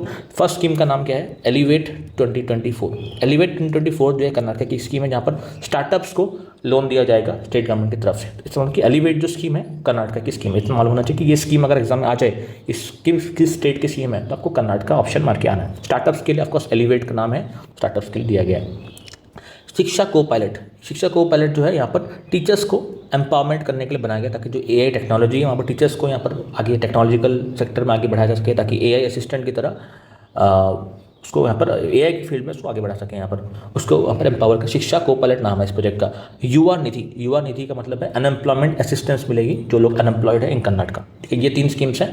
फर्स्ट स्कीम का नाम है एलिवेट 2024, स्टार्टअप्स के लिए, शिक्षा को पायलट, टीचर्स के लिए ऑफकोर्स अनएम्प्लॉयमेंट असिस्टेंस दिया जाएगा युवा निधि के नाम से। ठीक है, चलते नेक्स्ट, आंध्र प्रदेश के सीएम है एन चंद्रबाबू नायडू। ठीक है, याद होना चाहिए उनका सीएम का नाम। प्लस स्कीम्स कौन है, 2 स्कीम्स हैं हम लोगों को। दीपम 2.0 एक स्कीम है, यहाँ पर एलपीजी सिलेंडर्स फ्री मिलेंगे 3 पर साल के अंदर कुछ एलिजिबल वुमेन को, नाम है दीपम स्कीम। उसके बाद एनटीआर भरोसा पेंशन। एनटीआर भरोसा पेंशन ऑफकोर्स ये सीनियर सिटीजन्स को यहाँ पर पेंशन देने की बात हो रही है, आंध्र प्रदेश की स्कीम है। ठीक है, चलते आगे नेक्स्ट, तेलंगाना के सीएम का नाम दिख रहा होगा, रघुनाथ रेड्डी नाम है इनका। स्कीम का नाम क्या है, रईतु भरोसा। अगेन ये भी फाइनेंशियल हेल्प ही, जहाँ भी आपको भरोसा पेंशन दिख रहा होगा तो वहाँ पर आपको फाइनेंशियल हेल्प के बारे में टैग दिया होगा। ठीक है, चलते हैं नेक्स्ट, झारखंड के सीएम का नाम भी दिख रहा होगा आपको, हेमंत सोरेन नाम है इनका। फर्स्ट जो स्कीम इंपॉर्टेंट है, मुख्यमंत्री महिला सम्मान योजना, सम्मान योजना। यहाँ पर वुमेन को ऑफकोर्स पैसा कुछ मिलेगा, ये हर स्टेट ये कर रहा है, ये एक स्टेट नहीं, हर स्टेट में ये चल रहा है, जहाँ पर वुमेन को, कुछ चिल्ड्रन को कुछ ना कुछ वहाँ पर पैसा दिया जा रहा है। वहाँ पर एक एक्चुअली पॉजिटिव भी है इसका और नेगेटिव ज़्यादा है यहाँ पर। ये देखिए, वुमेन्स को अगर आप पैसा सच कहीं भी वुमेन्स को दें या चिल्ड्रन कहीं किसी को भी दें, तो पैसा बांटना नहीं चाहिए, आप उसको एम्पावर कीजिए, उनको ऐसा एबिलिटी दीजिए कि वो खुद इनकम कर सकें। एबिलिटी देने का काम होना चाहिए, आप फ्री ऑफ कॉस्ट में उनको दे रहे हैं, वो चीज़ थोड़ा सा लॉन्ग टर्म में वो सॉल्यूशन नहीं है, ये शॉर्ट टर्म सॉल्यूशन है। उसको लॉन्ग टर्म सॉल्यूशन है, उनको स्किल्स दीजिए ताकि वो फ्यूचर में खुद से बना सकें, कुछ खुद इनकम कर सकें अपना, तो वो एक होता है। लेकिन यहाँ पर इंडिया में क्या चल रहा है ना, वोट बैंक लेने के लिए, वोट बैंक को बढ़ाने के लिए अपना वो फ्री ऑफ कॉस्ट में कुछ पैसा दे रहे हैं। ऑलमोस्ट हर स्कीम्स में, आप उड़ीसा से ले लीजिए, आंध्र प्रदेश, महाराष्ट्र, हर जगह ये चल रहा है। उड़ीसा में भी आपको वो स्कीम का नाम है आपका ये क्या बोलते हैं, आपका ये सुभद्रा, तो वो भी सेम चीज़ है, वुमेन्स को दिया जाएगा, चिल्ड्रन को दिया जाएगा, कॉलेज स्टूडेंट को दिया जा रहा है। ठीक है, एक पार्ट है, मगर लॉन्ग टर्म सोल्यूशन ये नहीं है। लॉन्ग टर्म सोल्यूशन है कि आप उनको एबिलिटी ऐसा देगी कि फ्यूचर में वो आपके बिना इनकम कर सके, वो होता है लॉन्ग टर्म सोल्यूशन। ये शॉर्ट टर्म सोल्यूशन तो ठीक है, आप 5 साल के लिए तक रहेगा ही, जब तक गवर्नमेंट है, गवर्नमेंट जहाँ चेंज तो वो चलिए चला जाएगा। ठीक है, मुख्यमंत्री महिला सम्मान योजना, ये भी सेम चीज़ है। नयोतन स्कॉलरशिप है, यहाँ पर फिजिकल जो चैलेंज पर्सन है उनके लिए कोर्स फी माफ़ हो जाएगी, 10 लाख पर एनुअली तक माफ़ की जाएगी, झारखंड की स्कीम है। नेक्स्ट चलते हैं छत्तीसगढ़ के अंदर, सुगम जो ऐप है यहाँ पर, प्रॉपर्टी मैनेजमेंट के लिए यहाँ पर सुगम ऐप है, प्रॉपर्टी का रजिस्ट्रेशन वगैरह डिटेल्स के यहाँ पर रखा जाएगा, सुगम नाम है ऐप का। ये छत्तीसगढ़ की गवर्नमेंट ने लेके आए हैं यहाँ पर। महातरी वंदना योजना, वंदना योजना अगेन असिस्टेंस है और वुमेन, देखिएगा हर स्टेट में ये हो रहा है, बताया आपको मैं, अलग अलग नाम से खाली हो रहा है, काम एक ही है इसका। नेक्स्ट आपका वृंदावन ग्राम स्कीम, यहाँ पर कुछ ग्राम पंचायत को मॉडल विलेजेस बनाया जाएगा, तो यहाँ पर काउ प्रोटेक्शन और रूरल डेवलपमेंट हो सके, ठीक है ना। जो भी पंचायत हैं यहाँ पर उनको बेसिकली मॉडल विलेजेस बना के एक बाहर वाले को दिया सके यहाँ पर अच्छा काम हो रहा है। स्कीम का नाम क्या है, वृंदावन ग्राम स्कीम नाम है, ठीक है। गीता भवन, ये एक अच्छा स्कीम है। यहाँ पर अर्बन एरियाज़ के अंदर कुछ गीता जो है भगवत गीता के जो वैल्यूज़ हैं उसको हम इंटीग्रेट करा सकें, उसके लिए स्कीम है गीता भवन प्रोजेक्ट, ठीक है। नेक्स्ट राजस्थान की तरफ, राजस्थान के सीएम का नाम भी है भजन लाल शर्मा नाम है इनका। नेक्स्ट स्कीम का नाम क्या है, सीएम का नाम है भजन लाल शर्मा। मुख्यमंत्री किसान सम्मान निधि, ये भी एलिजिबल फार्मर्स को 2000 पर ईयर दिया जा रहा है, ठीक है। फार्मर्स तक तो ठीक है होना चाहिए, मगर ऐसे किसी को दे देना जहाँ पर ऐसे रिक्वायरमेंट भी नहीं है देना, तो वो चीज़ मेरे हिसाब से थोड़ा ठीक नहीं है।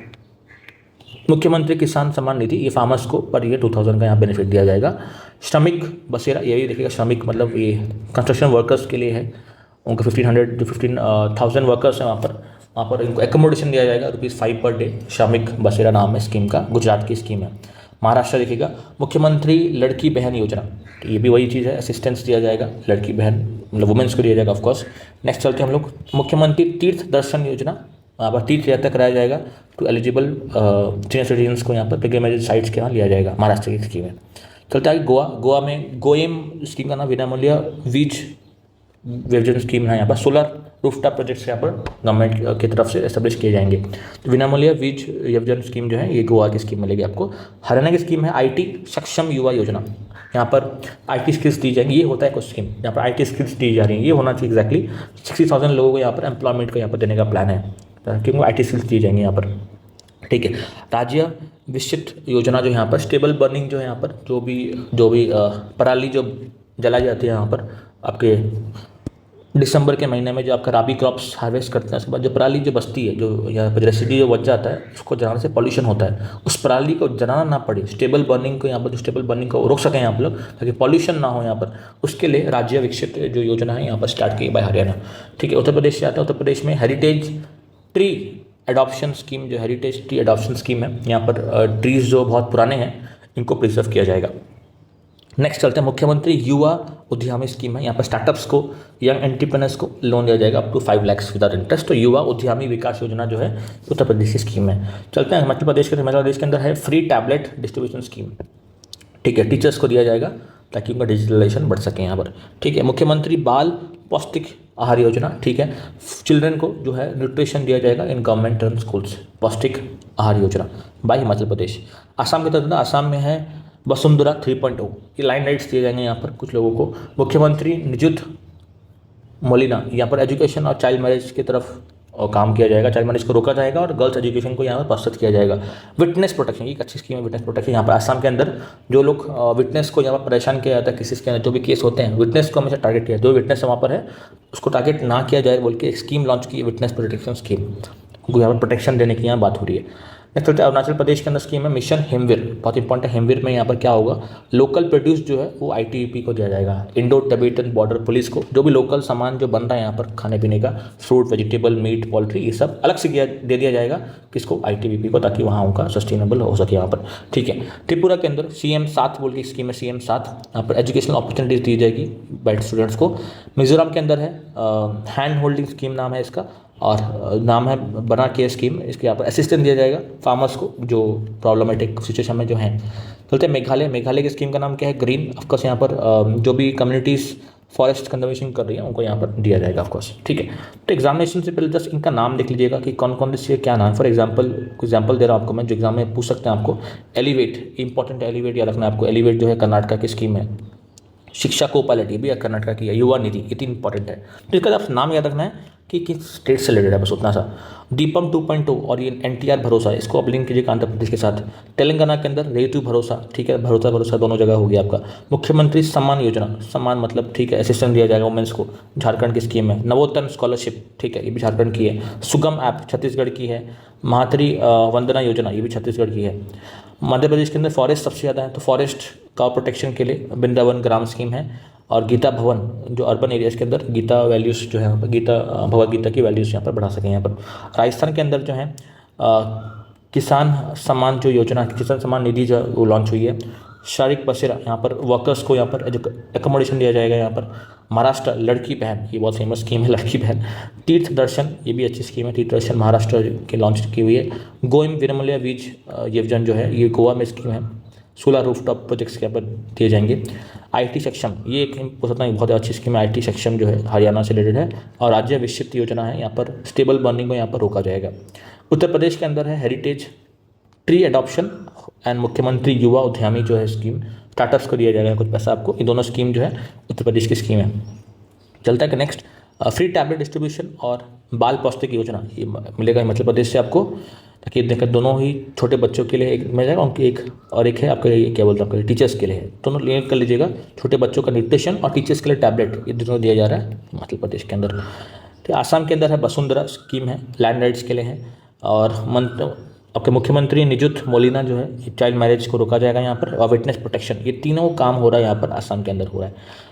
मिशन हिमवीर जो है आईटीबीपी के लिए लगाए गए अरुणाचल प्रदेश के अंदर, जो इंडिया और चाइना को गार्ड कर रही है आईटीबीपी, वहाँ पर डिप्लॉयड है फोर्स, उनके लिए यहाँ पर स्कीम है। सीएम 7 योजना एजुकेशन अपॉर्चुनिटीज़ के लिए है, त्रिपुरा के अंदर है ये। मिजोरम के अंदर हैंड होल्डिंग स्कीम है फार्मर्स के लिए। और मेघालय के अंदर फाइनली फॉरेस्ट डेवलपमेंट के अंदर ग्रीन नाम की स्कीम है, ठीक है। ओके, इसी के साथ हमारा नेशनल कवर होता है। आगे चलते हैं अपॉइंटमेंट्स को कवर करते हैं फटाक से। फर्स्ट अपॉइंटमेंट है, मालूम होना चाहिए आपको, दिस सीआरपीएफ के नए डीजी आ चुका है, डायरेक्टर जनरल ऑफ सीआरपीएफ। नाम क्या है? विटल कुमार नाम है इसका, new director general of CRPF, central reserve police force, ठीक है। तो सीआरपीएफ हो गया हमारे पास। टोटल मालूम होना चाहिए आपको 7 सीएपीएफ फोर्स है हमारे पास। वी हैव 7 सीएपीएफ, इसमें से एक है CRPF. CRPF is part of CAPF, मालूम होना चाहिए सेंट्रल आर्म पुलिस फोर्स में से एक है सीआरपीएफ, एक है सीआरपीएफ, और ऐसे 6 हैं, टोटल मिला के 7 हैं टोटल। और 7 के बारे में बताऊंगा, सिर्फ सीआरपीएफ बताना पड़ेगा मेरे को, तो 7 के बारे में बताऊंगा। 7 के बारे में जो भी एग्जामिनेशन में आता है उसके बारे में बता दूंगा आपको। एक तो पहले आपको नाम सुना होगा आपने, असम राइफल्स, बहुत फेमस है। आईटीबीपी बताऊंगा आपको मैं, बीएसएफ के बारे में बताऊंगा, एनएसजी के बारे में बताऊंगा, एसएसबी के बारे में बताऊंगा, सीआरपीएफ बताया आपको मैं, और सीआईएसएफ। ये कुछ फोर्सेस हैं यहाँ पर, इसके बारे में मालूम होना चाहिए आपको। फर्स्ट जो है असम राइफल्स। असम राइफल्स सबसे पुरानी फोर्स है, जितनी फोर्सेस हैं 7 फोर्स हैं, 7 फोर्स से सबसे पुरानी फोर्स है असम राइफल्स। ये ऑफकोर्स असम में डिप्लॉयड है, इंडिया म्यांमार बॉर्डर को गाइड कर रही है। सबसे पुरानी है, ब्रिटिशर्स के टाइम में इसको लेके 1835 के अंदर। इसका नाम क्या है, उस समय बोलते थे कचर लेवी नाम है इसका, बहुत फेमस है। एंटी टेररिस्ट जो एक्टिविटीज़ है उसमें भी साथ देती हैं यहाँ पर, और इंपॉर्टेंट रोल था इनका इंडो चाइना वॉर में अंदर। फ्रेंड्स ऑफ नॉर्थ ईस्ट का टैगिंग को दिया गया, बहुत इंपॉर्टेंट है। Assam rifles India Myanmar border को गार्ड करती है। नेक्स्ट आईटीबीपी जो है, आईटीबीपी 1962 इंडो चाइना वॉर होने के बाद, 62 के अंदर इंडो चाइना वॉर हुआ, इंडिया ने इस वॉर को हार गया। उसके बाद एक सेपरेट फोर्स चाइना बॉर्डर में हम लोगों ने लगा दी, ITBP. In the same year 62 के अंदर माउंटेन फोर्स का नाम इसको दिया था कि माउंटेन में डिप्लॉयड है, हिमालयस के आसपास डिप्लॉयड है, ठीक है। नेक्स्ट है बीएसएफ। बीएसएफ जो है India Pakistan and India Bangladesh के अंदर के बॉर्डर्स को यहाँ पर गार्ड करती है। 65 में ये बॉडी आई थी, ठीक है। India first line of defence and world का लार्जेस्ट गार्डिंग फोर्स है बीएसएफ, बहुत इंपॉर्टेंट याद रखना है आपको, ठीक है। नेक्स्ट है एसएसबी। इंडिया नेपाल और इंडिया भूटान जो है इसको बॉर्डर को गार्ड करती है, 63 में ये बॉडी आई थी, ठीक है। उसके बाद है नेक्स्ट है सीआईएसएफ, जो भी गवर्नमेंट की जो पीएसयूज हैं, एयरपोर्ट हो गए, कुछ भी एटॉमिक प्लांट्स हैं, स्टील प्लांट हैं, बड़े बड़े जो गवर्नमेंट के जो पीएसयू है, जहाँ अगर आपको प्रोटेक्शन चाहिए, सिक्योरिटी फोर्स चाहिए, वहाँ पर होता है सीआईएसएफ होता है, सेंट्रल इंडस्ट्रियल सिक्योरिटी फोर्स। 68 में ये आई थी। पीएसयू के अंदर जो इंफ्रास्ट्रक्चर होता है उसको प्रोटेक्ट करने का एक काम होता है। एनएसजी जो है, एनएसजी 84 में आई थी, जो भी टेररिज्म से जो थ्रेट्स आते हैं हमारे पास उसको यहाँ पर गार्ड करती है, एनएसजी 84 में आई थी, ठीक है। लास्ट है CRPF, central reserve police force. देखिए एक होता है स्टेट पुलिस, जब स्टेट पुलिस से बात नहीं बन रही है, जब स्टेट पुलिस से संभाला है एक मैटर को नहीं जा रहा है, एक ऐसा एक्टिविटी हो रहा है स्टेट के अंदर इसके अंदर स्टेट पुलिस सक्षम नहीं है इसको रोकने के लिए, वहाँ पर हेल्प करती है इसको सेंट्रल रिजर्व पुलिस फोर्स आ जाती है एक्शन के अंदर। 1939 में ये बॉडी आई थी। और क्राउड कंट्रोल, राइट्सिंग में, मिलिटेंसी एक्टिविटीज़ में इसको यहाँ पर यूज़ किया जाता है जब स्टेट पुलिस से बात नहीं बनती है उस वक्त। ठीक है, ये कुछ 7 फोर्स होगी, इसका आपको मालूम होना चाहिए। ये सब मिनिस्ट्री ऑफ होम अफेयर्स के अंदर काम करती है यहाँ पर, और इसके जो डीजी हैं वितुल कुमार जी आए हैं यहाँ पर। देखो मिनिस्ट्री ऑफ होम अफेयर्स के अंदर ये काम करती है बॉडी। ठीक है, आगे चलते हैं। Sanjay Malhotra recently RBI governor बन चुके, 26 आरबीआई गवर्नर हैं। ये रिप्लेस किसको किए हैं? रिप्लेस सतीकांत दास को रिप्लेस कर दिए हैं, और इस वक्त आ चुके हैं संजय मल्होत्रा नाम है इनका, आरबीआई गवर्नर, और 26 आरबीआई गवर्नर है। जैसे ही आए थे तो इन भाई साहब को बना दिया गया है principal secretary to prime minister. ठीक है ना, ये रिप्लेस किए इसको ना, तो इन्होंने बना दिया गया principal secretary to prime minister की पोस्ट में दिया गया इनको। बहुत ही करीबी पोस्ट है, पीएम को हेल्प करते हैं बेसिकली, और यहाँ पर आरबीआई के गवर्नर बना दिया गया संजय मल्होत्रा साहब को। ठीक है, चलते हैं नेक्स्ट जो है SBI state bank of India. State bank of India के नए एमडी जो हैं राम मोहन राव अमरा नाम है इनका। Ram Mohan is the new MD of SBI. SBI का पूछेगा चेयरमैन कौन है, तो CS शेट्टी आ रहा है। CS Shetty the current chairman of SBI. ये डीजी हैं, ये चेयरमैन है, दोनों का नाम याद होना चाहिए। नेक्स्ट अमिताभ चटर्जी है, जम्मू कश्मीर बैंक जो है JNK जो बैंक है वहाँ पर उसके MD अमिताभ चटर्जी नाम है इसका। ठीक है, ये कुछ फेमस अपॉइंटमेंट से मेरे को लगा पूछ सकते हैं। फॉर एग्जांपल आपका अमिताभ चटर्जी का नाम हो गया JNK बैंक से, और बंधन बैंक से कुछ हो गया, सेन गुप्ता नाम है इनका, और ये 2 चीज़ ज़्यादा आपको इंपॉर्टेंट है। ठीक है, चलता है कि नेक्स्ट है प्रीति लोबना नाम है इनका। ये गूगल के कंट्री मैनेजर की पोस्ट में, वाइस प्रेसिडेंट की पोस्ट में है इस पर। इंडियन है ऑफकोर्स, गूगल है। गूगल के बारे में बेसिक मालूम कि गूगल बेसिकली आया कब था, 1998 में गूगल फाउंड हुआ था। किस लोगों ने फाइंड किया था? Google was founded by Larry page and सर्गी Brin नाम है इनका। हेडक्वार्टर्स मिलेगा आपको अमेरिकन जो सिटी है कैलिफोर्निया, वहाँ मिलेगा आपको। करंट CEO कौन है? सुंदर पिचाई है। सुंदर पिचाई तमिलनाडु मदुराई से बिलोंग करते हैं, इस वक्त इंडियन है, मैं बता रहा हूँ आपको मैं।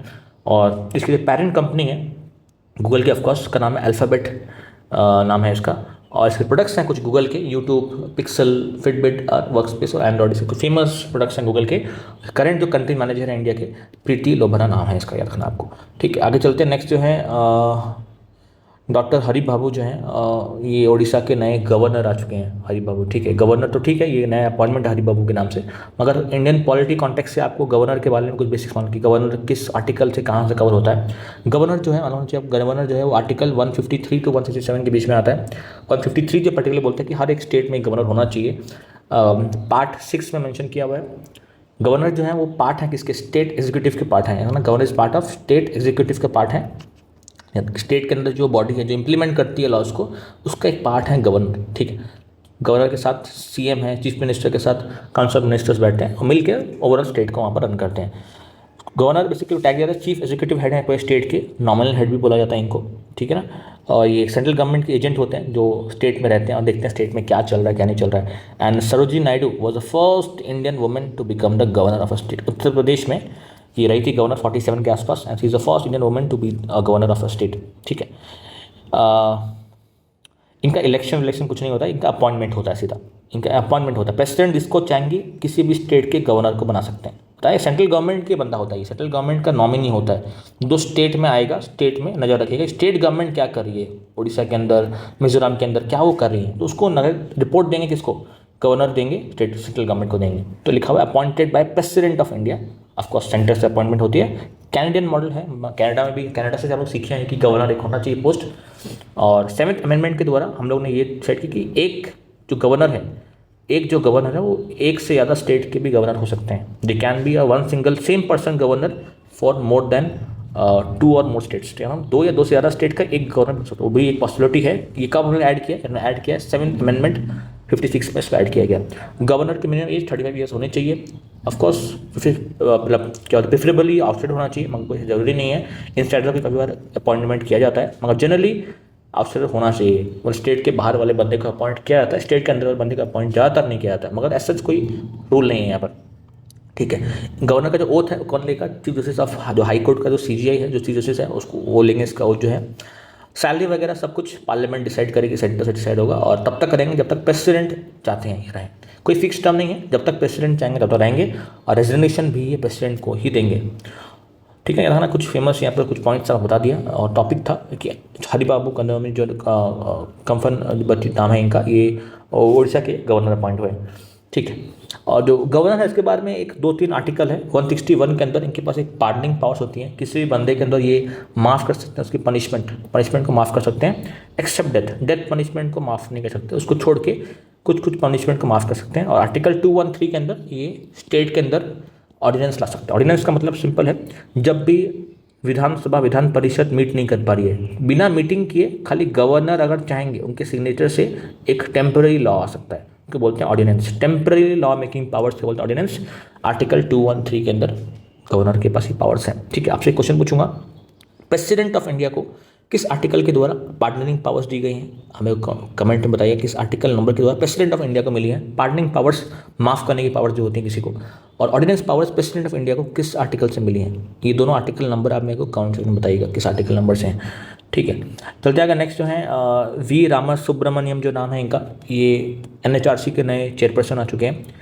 नेशनल ह्यूमन राइट्स कमीशन जो है ये एक स्टैच्यूटरी बॉडी है जो ह्यूमन राइट्स को देखती है। उसके जो करंट चेयरपर्सन है का नाम है वी सुब्रमण्यम। ठीक है, अपॉइंटमेंट किससे? अपॉइंटमेंट प्रेसिडेंट की तरफ से मिलता है। यहाँ पर 3 इयर्स और 70 इयर्स ऑफ एज, जो भी मिनिमम है इनका टेन्योर 3 साल तक रहेंगे, या 70 साल तक एज हो गया जो पहले खत्म हो रहा है उसके हिसाब से ये चेंज हो जाता है। वहाँ पर अपॉइंटमेंट कौन करता है? ऑफकोर्स प्रेसिडेंट करते हैं, और फर्दर अपॉइंटमेंट नहीं हो सकता, इसका एक बार हो गया तो हो गया। उसको सेकंड ऑफिस इनको गवर्नमेंट ऑफ इंडिया में नहीं मिलेगा, किसी स्टेट में नहीं मिलेगा।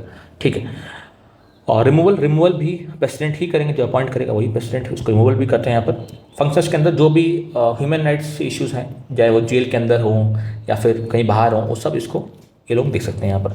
ठीक है, अपनी रिपोर्ट ये लोग सबमिट करते हैं सेंट्रल गवर्नमेंट को, हर साल एक रिपोर्ट देंगे। ह्यूमन राइट्स कमीशन जो है वो एक रिपोर्ट बना के देगी गवर्नमेंट ऑफ इंडिया को, पार्लियामेंट को देती है, पार्लियामेंट को। ठीक है, वी रामासुब्रमण्यम इनका नाम है। चलता है कि नेक्स्ट जो है महाराष्ट्र के नए CM फाइनलाइज हो चुके हैं। देवेंद्र फडणवीस नाम है इनका। इस रिसेंटली BJP से आते हैं, इलेक्शन होके रिसेंटली आए हैं। ठीक है, ये तो था महाराष्ट्र के CM है। मगर एग्जामिनेशन में कुछ बेसिक्स मालूम चाहिए कि स्टेट में क्या होता है, सेंटर में क्या होता है। देखिए, स्टेट में 2 लोग मेनली होते हैं, एक होता है चीफ मिनिस्टर और एक होता है गवर्नर। ये 2 लोग मिला के स्टेट कोऑपरेटिवली चलता है। यहाँ पर सेंटर में सिमिलरली होता है प्रेसिडेंट और एक होता है प्राइम मिनिस्टर। प्रेसिडेंट को रिप्लेस करते हैं स्टेट में गवर्नर, और PM को रिप्लेस करते हैं स्टेट में चीफ मिनिस्टर। ठीक है, इन दोनों का काम क्या है? गवर्नर और प्रेसिडेंट का काम है सिंपली, गवर्नर हो कि प्रेसिडेंट हो, जो भी CM करेगा स्टेट में और PM करेगा सेंटर में, इसको अप्रूवल देते हैं खाली ये लोग। अप्रूवल का काम, अप्रूवल। ज़्यादातर पावर्स, जो रियल पावर्स हैं वो CM के पास होती हैं। CM डिसाइड करेगा सब कुछ, ज़्यादातर ये होता है ग्राउंड लेवल के अंदर, और PM सेंटर में डिसाइड करते हैं। खाली उसको जो साइन मारने का काम जो होता है, अप्रूवल देने का काम होता है प्रेसिडेंट का सेंटर की तरफ, और गवर्नर का काम होता है स्टेट में, खाली अप्रूवल देते हैं इसको। इसी वजह से देखिए रियल पावर जो है वो होती है PM के पास सेंटर में, और CM के साथ होती है स्टेट के अंदर। और जो नॉमिनल पावर्स हैं, जो नाम से के लिए पावर्स हैं, वो होती है गवर्नर के पास स्टेट के अंदर, और नॉमिनल होती है सेंटर के अंदर प्रेसिडेंट के पास। ठीक है, नॉमिनल वर्ड यहाँ पे इंपॉर्टेंट, नॉमिनल और ये रियल, ये लोग ग्राउंड लेवल रियल है ये। ठीक है, वो चीज़ कि यहाँ पर रियल पावर्स कहाँ पर है और नॉमिनल पावर्स कहाँ पर है, लिखा हुआ यहाँ पर। President is the nominal executive, nominal है ये, वैसे PM इज रियल। यहाँ भी लिखा है रियल है CM and this is nominal. Nominal का मतलब क्या है? अब PM CM के बीच में आर्टिकल नंबर का फर्क है। Article 75 says that they should be a PM, 164 says that they should be a CM। Appointment CM का कौन करेगा? गवर्नर। PM का कौन करेगा? प्रेसिडेंट। ठीक है, फर्स्ट जो है, जो PM हो CM हो कुछ भी नहीं हो, वो बंदा होगा जो लीडर ऑफ मेजॉरिटी पार्टी होगा। जो पार्टी इलेक्शन जीती है उसी पार्टी से बंदा आएगा। ऐसा नहीं कि जो पार्टी हारी है उस पार्टी से बंदा बनेगा। जो लीडर है मेजॉरिटी पार्टी का, उसी को ही CM या फिर प्राइम मिनिस्टर बनाया जाता है इंडिया के अंदर। और जो बंदा मान लीजिए जो बंदा यहाँ पर लोकसभा राज्यसभा का पार्ट नहीं है, ऐसे बंदे को बनाया गया, या फिर विधानसभा विधान परिषद का पार्ट नहीं है, ऐसे बंदे को भी CM या PM बनाया जा सकता है। कि वो उसकी पार्टी तो जीती है, पार्टी तो जीत ली है, मगर उस बंदे का लोकसभा में कोई सीट नहीं है, विधानसभा में कोई सीट नहीं, उस बंदे को बनाया जा सकता है अगर उन्होंने 1 महीने का समय उनको दिया जाएगा किसी भी हाउस से इलेक्ट होकर आने का। ठीक है ना, ये टाइम होता है उनके पास। और टर्म है इनका, प्रेसिडेंट जब तक चाहेंगे तब तक रहेंगे, ये प्रेसिडेंट के प्लेजर में रहेंगे, और स्टेट में गवर्नर जब तक चाहेंगे। सैलरी वगैरह सेंटर में जो PM है उनका पार्लियामेंट डिसाइड करेगा, स्टेट में स्टेट लेजिस्लेचर डिसाइड करेगी। और इनके साथ में कोऑर्डिनेशन के लिए होते हैं काउंसिल ऑफ मिनिस्टर्स, इनको हेल्प आउट करने के लिए। ये रखना 74 आर्टिकल में वो लिखा गया है यहाँ पर। चलता है कि नेक्स्ट जो है आइसलैंड ने रिसेंटली वहाँ पर इनके नए जो है यंगेस्ट प्राइम मिनिस्टर आ चुके हैं यहाँ पर आइसलैंड के अंदर। डबलिन तो आइलैंड का हो गया। हाँ, आपसे एक इंपॉर्टेंट क्वेश्चन है कि आइसलैंड का कैपिटल क्या है, मेरे को आप कमेंट सेक्शन में बताइए आइसलैंड का कैपिटल क्या है, कैपिटल ऑफ आइसलैंड। ठीक है, इसके जो यंगेस्ट जो प्राइम मिनिस्टर हैं वो क्रिस्टन फ्रोस्टर नाम है इनका, इनका फ्रोस्टर जो नाम है इनका। ठीक है, कमेंट प्रोनाउंसिएशन इसको आप देख लीजिएगा एक बार, थोड़ा डिफिकल्ट है प्रोनाउंस करना। और आइसलैंड का ये कहना है कि हमारे यहाँ पर फीमेल्स का आना लीडरशिप में ये आम बात है। यहाँ पर लिखा गया it is on our DNA Iceland president on the quest of gender equality. काफ़ी टाइम से फीमेल्स ही यहाँ पर लीड कर रही हैं आइसलैंड को, आइसलैंड यंगर प्राइम मिनिस्टर। ठीक है, क्योंकि यहाँ पर प्रेसिडेंट भी इनकी जो है आइसलैंड की वो भी फीमेल है। यहाँ पर शी इज़ द PM, ये प्राइम मिनिस्टर है आइसलैंड की। यहाँ पर आपको प्रेसिडेंट मिलेंगे, प्रेसिडेंट भी यहाँ फोटो, ये भी इनका रिसेंटली इलेक्शन हुआ है। यहाँ पर हला टमाटोरी नाम है इनका, ये शी इज़ ऑल्सो फीमेल। ठीक है, दोनों जगह फीमेल है यहाँ पर, प्रेसिडेंट बोलो या प्राइम मिनिस्टर बोलो दोनों जगह है, इसलिए मैंने बोला हमारे DNA में ये है। ठीक है, नेक्स्ट चलते हैं अवार्ड्स की तरफ, इंपॉर्टेंट अवार्ड्स को देखते हैं फटाक से एकदम। फर्स्ट जो अवार्ड है यहाँ पर ब्लू फ्लैग बीच के बारे में है, जो 2 बीच हैं इंडिया में जो केरल में लोकेटेड है, कपड़ और चल बीच जो है, इनको ब्लू फ्लैग सर्टिफिकेशन मिल चुका है। बताऊँगा ब्लू फ्लैग क्या होता है। कुछ सिलेक्टेड बीचेस को ना हम लोग ब्लू फ्लैग का टैग देते हैं। ब्लू फ्लैग का मतलब ये है बेसिकली यहाँ पर जो एक बॉडी है फाउंडेशन ऑफ एनवायरमेंट एजुकेशन जो है वो क्या करती है ना, ऑल ओवर वर्ल्ड में कुछ कुछ बीचेस को ब्लू फ्लैग बोलती है, जहाँ पर जिस बीच के अंदर बहुत ही अच्छा सस्टेनेबल एनवायरनमेंट में ध्यान दिया गया है, सेफ्टी कंसर्न्स दिए गए, बहुत अच्छे से काम किया गया है। ऐसे टोटल इंडिया के अंदर 13 बीच ऐसे हैं, 13 बीचेस को पार्ट बनाया गया है ब्लू फ्लैग का। ब्लू फ्लैग का ऐसे 13 बीच हैं, जिसमें से 2 बीच जो न्यूज़ में है बताया आपको, कपड़ और चल, ये आपको मिलेगा केरल के अंदर, केरला के अंदर है। और पुरी का जो गोल्डन बीच है वो भी पार्ट है ब्लू फ्लैग का। दिखाता हूँ आपको मैं कौन कौन से बीचेस से ब्लू फ्लैग के अंदर आते हैं। पुरी का जो गोल्डन बीच है बहुत फेमस है ये, Rushikonda of Andhra Pradesh, Kovalam of Tamil Nadu, Eden है पौंडीचेरी का बहुत फेमस बीच है ये, राधानगर जो है अंडमान निकोबार के अंदर पड़ेगा। कपड़ और चल बताया आपको मैं, न्यूज़ में था ये। और लक्षद्वीप का मिनिकॉय थुंडी बीच है, और कड़मम बीच मिलेगा आपको यहाँ पर। शिवराजपुर मिलेगा गुजरात का आपको, गोगला मिलेगा आपको दमन एंड दीव, ये भी गुजरात में पड़ेगा आपको। कसरगोड बहुत फेमस है, कर्नाटका का है। एंड पडुबिद्री जो नाम है कर्नाटका। ये कुछ 13 बीचेस हैं। इसका लोकेशन आपको एग्जाम पूछा कि कौन से बीच कहाँ पर है ना। गोल्डन बीच तो हमारे ही स्टेट में है, उड़ीसा के अंदर ही है, याद होना चाहिए आपको। और बाकी सब भी आप उसको लोकेशन एक बार देख लीजिएगा। ठीक है, अब कौन देता है ये अवार्ड, ये जो है जो ब्लू फ्लैग सर्टिफिकेशन देता है FEE, एक ऑर्गेनाइजेशन है, foundation of environment education, Denmark based है, वो इसको टैग देती हैं। टोटल 33 कैटेगरीज को देखने के बाद टैग मिलता है, 33 कैटेगरीज को देखने के बाद टैग देती हैं FEE। ठीक है, उड़ीसा के अंदर मिला के इंडिया के अंदर टोटल 13 बीच ऐसे हैं। सबसे वर्ल्ड में कहाँ ज़्यादा है, स्पेन में सबसे ज़्यादा बीचेस है जहाँ पर ब्लू फ्लैग सर्टिफिकेशन दिया गया है। ठीक है, इंडिया का नेक्स्ट एक ट्रॉफी है मौलाना अबुल कलाम आज़ाद के नाम से, बहुत फेमस पर्सनैलिटी है ये, उनके नाम से ट्रॉफी चलती है, जहाँ पर जो भी यूनिवर्सिटीज़ हैं, जो भी इंस्टीट्यूशंस हैं, जो अगर स्पोर्ट्स में अगर अच्छा काम किए हैं, टूर्नामेंट्स में अच्छा काम किए हैं, जो भी यूनिवर्सिटीज़ हैं, उनको साल में एक बार ये ट्रॉफी दी जाती है मौलाना अबुल कलाम आज़ाद। इस साल का जो है फर्स्ट टाइम एवर एक प्राइवेट यूनिवर्सिटी को दिया गया है, दैट इज़ चंडीगढ़ यूनिवर्सिटी। हाँ, Chandigarh university has got this trophy, first rank इनको मिला है, इसलिए वैसे ओवरऑल विनर का नाम भी यहाँ लिखा हुआ चंडीगढ़ है। सेकंड रैंक में LPU है, लवली प्रोफेशनल यूनिवर्सिटी, ये भी आपको पंजाब की है, थर्ड भी इन्हीं की है, स्टेट से है। ठीक है, first to get this MAKA trophy is Chandigarh University. उसके बाद चलते हैं नेक्स्ट जो है यहाँ पर प्रेसिडेंट मुर्मू ने रिसेंटली प्रधानमंत्री राष्ट्रीय बाल पुरस्कार अवार्ड, बहुत इंपॉर्टेंट है, बाल पुरस्कार अवार्ड बहुत इंपॉर्टेंट है। बेसिकली हमारे इंडिया में वीर बाल दिवस सेलिब्रेट करते हैं हर साल हम लोग दिसंबर 26 को। इसी वीर बाल दिवस के अंदर प्रेसिडेंट जो होती है देश की, वो ये अवार्ड देती हैं। और इस साल जो अवार्ड दिया गया बाल पुरस्कार, जो 17 चिल्ड्रन को दिया गया, 17 चिल्ड्रन को दिया गया है, 5 to 18 ईयर्स ऑफ एज होना चाहिए उनका। कौन दिया है अवार्ड, प्रेसिडेंट तो दिया, साथ में प्रेसिडेंट को असिस्ट कौन किया, ministry of women and child development की तरफ से दिया गया है। और जो भी चिल्ड्रन जो 7 फील्ड्स में अच्छा किए हैं, परफॉर्मेंस अच्छा किए हैं लास्ट 1 साल के अंदर, चाहे वो ब्रेवरी हो, इनोवेशन हो, आर्ट्स हो, साइंस हो, ऐसे फील्ड में एक्सपर्टाइज जिनके पास अच्छा काम किया जिन्होंने, उन चिल्ड्रन को इस एज ब्रैकेट के अंदर ये अवार्ड दिया जाता है वीर बाल दिवस के दिन, दिसंबर 26 के दिन दिया जाता है। ठीक है, वीर बाल दिवस के दिन दिया जाएगा। कैश प्राइज भी 1 लाख का यहाँ रहता है। ठीक है, चलते आगे नेक्स्ट जो है एक और अवार्ड है हेग अवार्ड के नाम से। जो भी देखेंगे क्या होता है ना, वर्ल्ड में एक कन्वेंशन है प्रोहिबिशन ऑफ केमिकल वेपन्स के लिए, जो भी हमारे पास केमिकल वेपन्स हैं उसको प्रोहिबिट करने के लिए एक कन्वेंशन है, उसका नाम है OPCW, prohibition of chemical weapon convention. देखना यार आपको, केमिकल वेपन्स को रोकने के लिए सबको एक एग्रीमेंट साइन किया वर्ल्ड वाइड, उसका नाम है केमिकल्स वेपन कन्वेंशन। और इस साल का जो अवार्ड है, इसका अवार्ड का नाम है हेग अवार्ड देते हैं इसको। जो भी कंट्रीज बहुत अच्छा काम करती हैं उन कंट्री के ऑर्गेनाइजेशन को दिया जाता है हेग अवार्ड, बहुत इंपॉर्टेंट है। इंडिया का जो काउंसिल, इंडियन केमिकल काउंसिल है, इसको इस साल का हेग अवार्ड दिया गया है। तो हेग अवार्ड क्या है, जो भी कंट्रीज केमिकल वेपन्स को यहाँ पर प्रोहिबिट करती हैं, उसके लिए बहुत अच्छा काम करती हैं, उस वजह से दिया जाता है। और इंडिया के जो इंडियन केमिकल काउंसिल है, इसको यहाँ पर टैग या अवार्ड दिया गया है। तो याद रखना इंपॉर्टेंट बॉडी है इंडियन प्रोस्पेक्टिव से। चलता है कि नेक्स्ट दो यहाँ पर प्राइजेस हैं, दोनों ही confusing examination point of view से।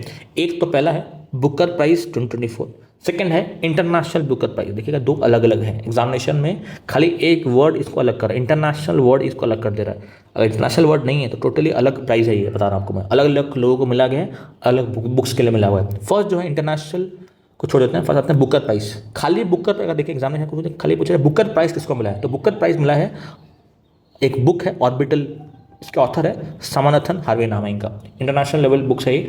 और जो ऑर्बिटल जो बुक है जिसके ऑथर को मिला गया है ये बुकर प्राइस 2024 का award. Whereas International Booker Prize जो है वो मिला है किस बुक को, केरोस जो बुक का नाम है, बाय जेनी एल्पेनबेक नाम है इनका, ठीक है ना। आपको मालूम चाहिए इंटरनेशनल वर्ड अगर ऐड हो गया आपको एग्जामिनेशन में लिखना पड़ेगा केरोस बुक का नाम है बाय जेनी एल्पेनबेक। अगर इंटरनेशनल नहीं है तो ऑर्बिटल मार के आएगा, और उसका ऑथर का नाम क्या है, समानाथन हार्वे, ठीक है ना। ठीक है, ये इंपॉर्टेंट पॉइंट था। और इंटरनेशनल बुकर प्राइस जो हर साल देते हैं हम लोग 2004 से स्टार्ट किए हैं, और इंटरनेशनल बुकर प्राइस 2004 से है, मगर खाली बुकर प्राइस जो है वो 68 से हम स्टार्ट किए हैं। इंडिया में कुछ कुछ फेमस बुक्स हैं जहाँ पर इनको मिला गया है। फॉर एग्जाम्पल अरुंधति रॉय की गॉड ऑफ स्मॉल थिंग्स से इनको बुकर प्राइस का अवार्ड मिल चुका है, और भी कुछ बुक्स इसको देख लीजिएगा। एग्जामिनेशन पॉइंट ऑफ व्यू से कुछ क्वेश्चंस मैंने रखे हैं, उसको ओवरलुक करके जाएगा। अगर डिफरेंशिएट होना मालूम होना चाहिए आपको कि क्या अलग अलग दोनों हैं, एक जगह इंटरनेशनल वर्ड ऐड है, एक जगह इंटरनेशनल वर्ड ऐड नहीं है, तो उसको आप अलग से ट्रीट कीजिएगा, कन्फ्यूज नहीं होएगा। बहुत लोग क्या करते हैं, उसको सेम समझते हैं, इसको इन दोनों को सेम समझ के चले जाते हैं, तो एग्जामिनेशन में वो पिटफॉल हो जाता है वहाँ पर। ठीक है, चलता है कि नेक्स्ट कुछ फेमस अवार्ड्स हैं ब्यूटी से रिलेटेड हैं, 4-5 हैं, 4 हैं एक्चुअली जो कंफ्यूज करते हैं एग्जामिनेशन में। एक है आपका मिस यूनिवर्स वर्ल्ड में, और एक है मिस यूनिवर्स इंडिया, ठीक है, दो अलग अलग है। एक इंडिया लेवल में होता है मिस यूनिवर्स, और एक होता है वो वर्ल्ड लेवल में। मिस यूनिवर्स इंडिया जो है वो ये जो टैग है दिया गया है रिया सिंघा को, क्या होना चाहिए, this has been given to Rhea Singha. और जो वर्ल्ड लेवल है उसका नाम है विक्टोरिया खेजर नाम है, जो Victoria Kjaer is she from Denmark. दोनों का नाम है, एक मिस यूनिवर्स है बट वर्ल्ड में विक्टोरिया खेजर नाम है इसका, और एक है Miss Universe India Rhea Singha नाम है इनका, ठीक है। सेकेंड जो है मिस वर्ल्ड के नाम से है, देखिए मिस यूनिवर्स तो हो गया और एक मिस वर्ल्ड होता है। मिस वर्ल्ड 2024 का जो अवार्ड है वो क्रिस्टीना जी को मिला हुआ है, ठीक है, आपको चेक रिपब्लिक से ये बिलोंग करती हैं। और इंडिया में जो है मिस इंडिया वर्ल्ड वाइड जो अवार्ड है वो ध्रुवी पटेल को मिला है, ठीक है ना। यहाँ पर जो मैंने लिख रखा है ये है इंडियन पर्सपेक्टिव से, miss Universe India miss world जो है, ये दोनों को इंडियन पर्सपेक्टिव से रिलेट करना है आपको, और ये जो दो हैं आपको वर्ल्ड पर्सपेक्टिव से है, मिस वर्ल्ड और मिस यूनिवर्स। कन्फ्यूज नहीं होएगा, एग्जामिनेशन में अलग अलग है, उसको अलग अलग ट्रीट कीजिएगा आप, ठीक है। कुछ नेक्स्ट चलता है, कुछ पर्सनालिटी न्यूज़ उसको फटाक से कवर करते हैं। फर्स्ट पर्सनालिटी जो है एक पद्मश्री अवार्डी है, इनका नाम बहुत फेमस है, तुलसी गौड़ा नाम है इनका, बहुत फेमस है। इन्होंने बेसिकली एनवायरनमेंट में इतना ज़्यादा कंट्रीब्यूशन किया है ना अपने लाइफ में, अराउंड 30,000 सैपलिंग्स प्लांट किए हैं यहाँ से। इस वक्त इनको इतना सारे प्लांट्स प्लांट किए अपने लाइफ हिस्ट्री के अंदर, इनका इसलिए डेथ हो गए हैं यहाँ पर। और इनके बारे में मालूम होना चाहिए कि she is called as encyclopedia of the forest.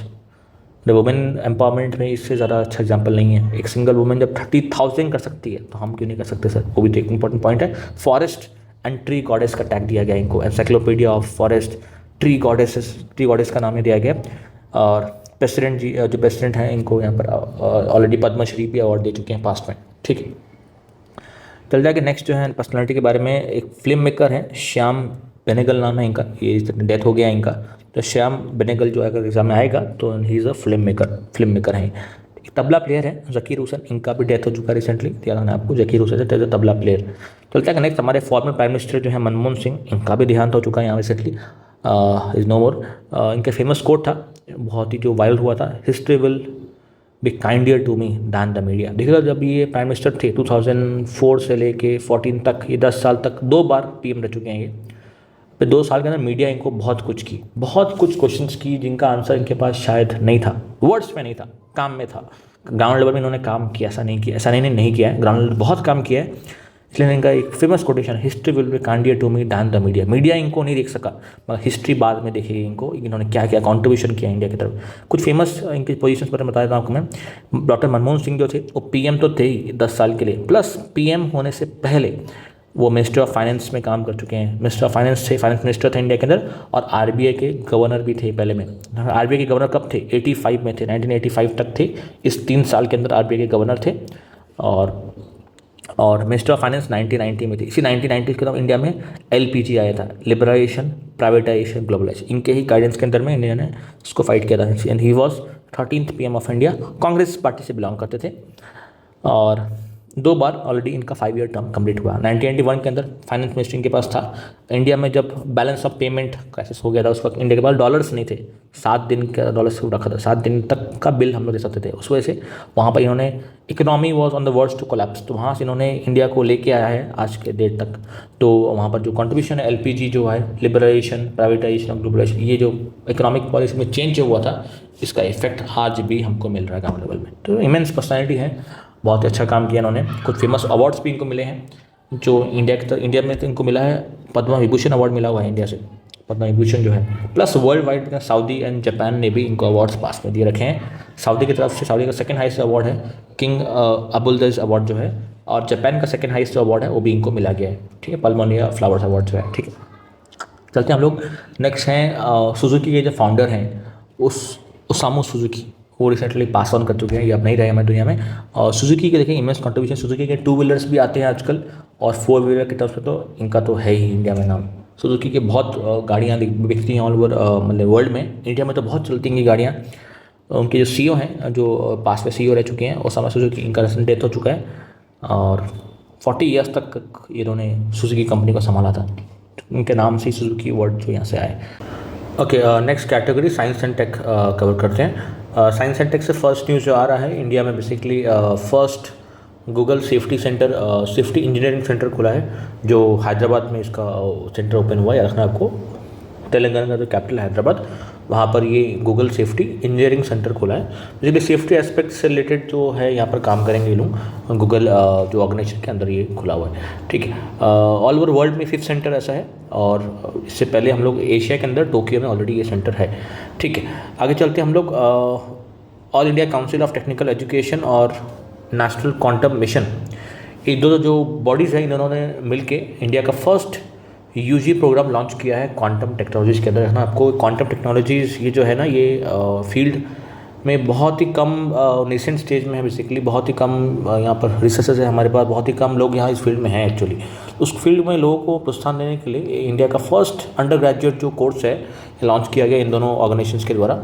और यहाँ पे बेसिकली क्वांटम जो टेक्नोलॉजी है ना, बेसिकली ये डील करती है जब भी एक पार्टिकल को, एक एटॉमिक, एक मैटर को आप उसके सब एटॉमिक स्टेट तक ले जाते हैं, तो उसके डेप्थ स्टडी के अंदर अगर आप एक पार्टिकल को बहुत डीप जाके स्टडी करते हैं ना, सब एटॉमिक स्केल तक जाते हैं, तो उसको बेसिकली उस फील्ड को क्वांटम टेक्नोलॉजी के क्वांटम फील्ड किया जाता है। बेसिकली सिंपल लैंग्वेज के अंदर बेसिकली जो बिहेवियर होता है मैटर का, उसको आप बहुत ही मेन्यूट डिटेल्स में जाके उसका स्टडी करेंगे एटॉमिक या फिर सब एटॉमिक स्केल में, तो उस फील्ड को क्वांटम साइंसेस बोला जाता है बेसिकली, ठीक है।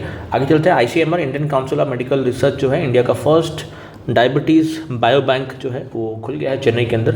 यहाँ पर डायबिटीज़ से रिलेटेड रिसर्च करने में ये बायो बैंक काम में आएगा, ये चेन्नई के अंदर खुला। न्यूज़ आ रहा है नासा से आ रहा है, जैसे इंडिया के पास है इसरो स्पेस एजेंसी है, वैसे ही अमेरिका के जो स्पेस एजेंसी है उसका नाम है नासा। उनका एक स्पेस मिशन है जिसका नाम है पार्कर। ये जो मिशन है पार्कर मिशन, ये सन को स्टडी करने के लिए बनाया गया है ताकि सन का जो रेज निकल रहे हैं वहाँ पर एक स्टडी कर सकें उसके ऊपर।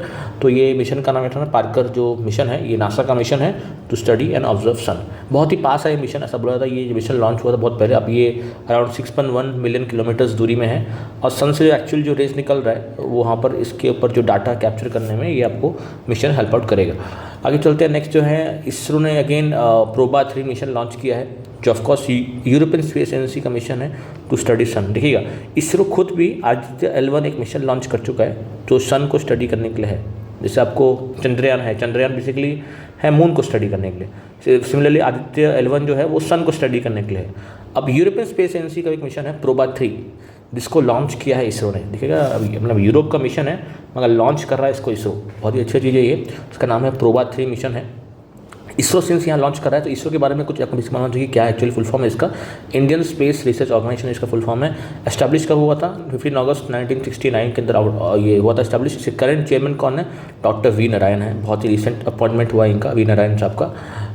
इन्होंने एस सोमनाथ को रिप्लेस किया बेसिकली।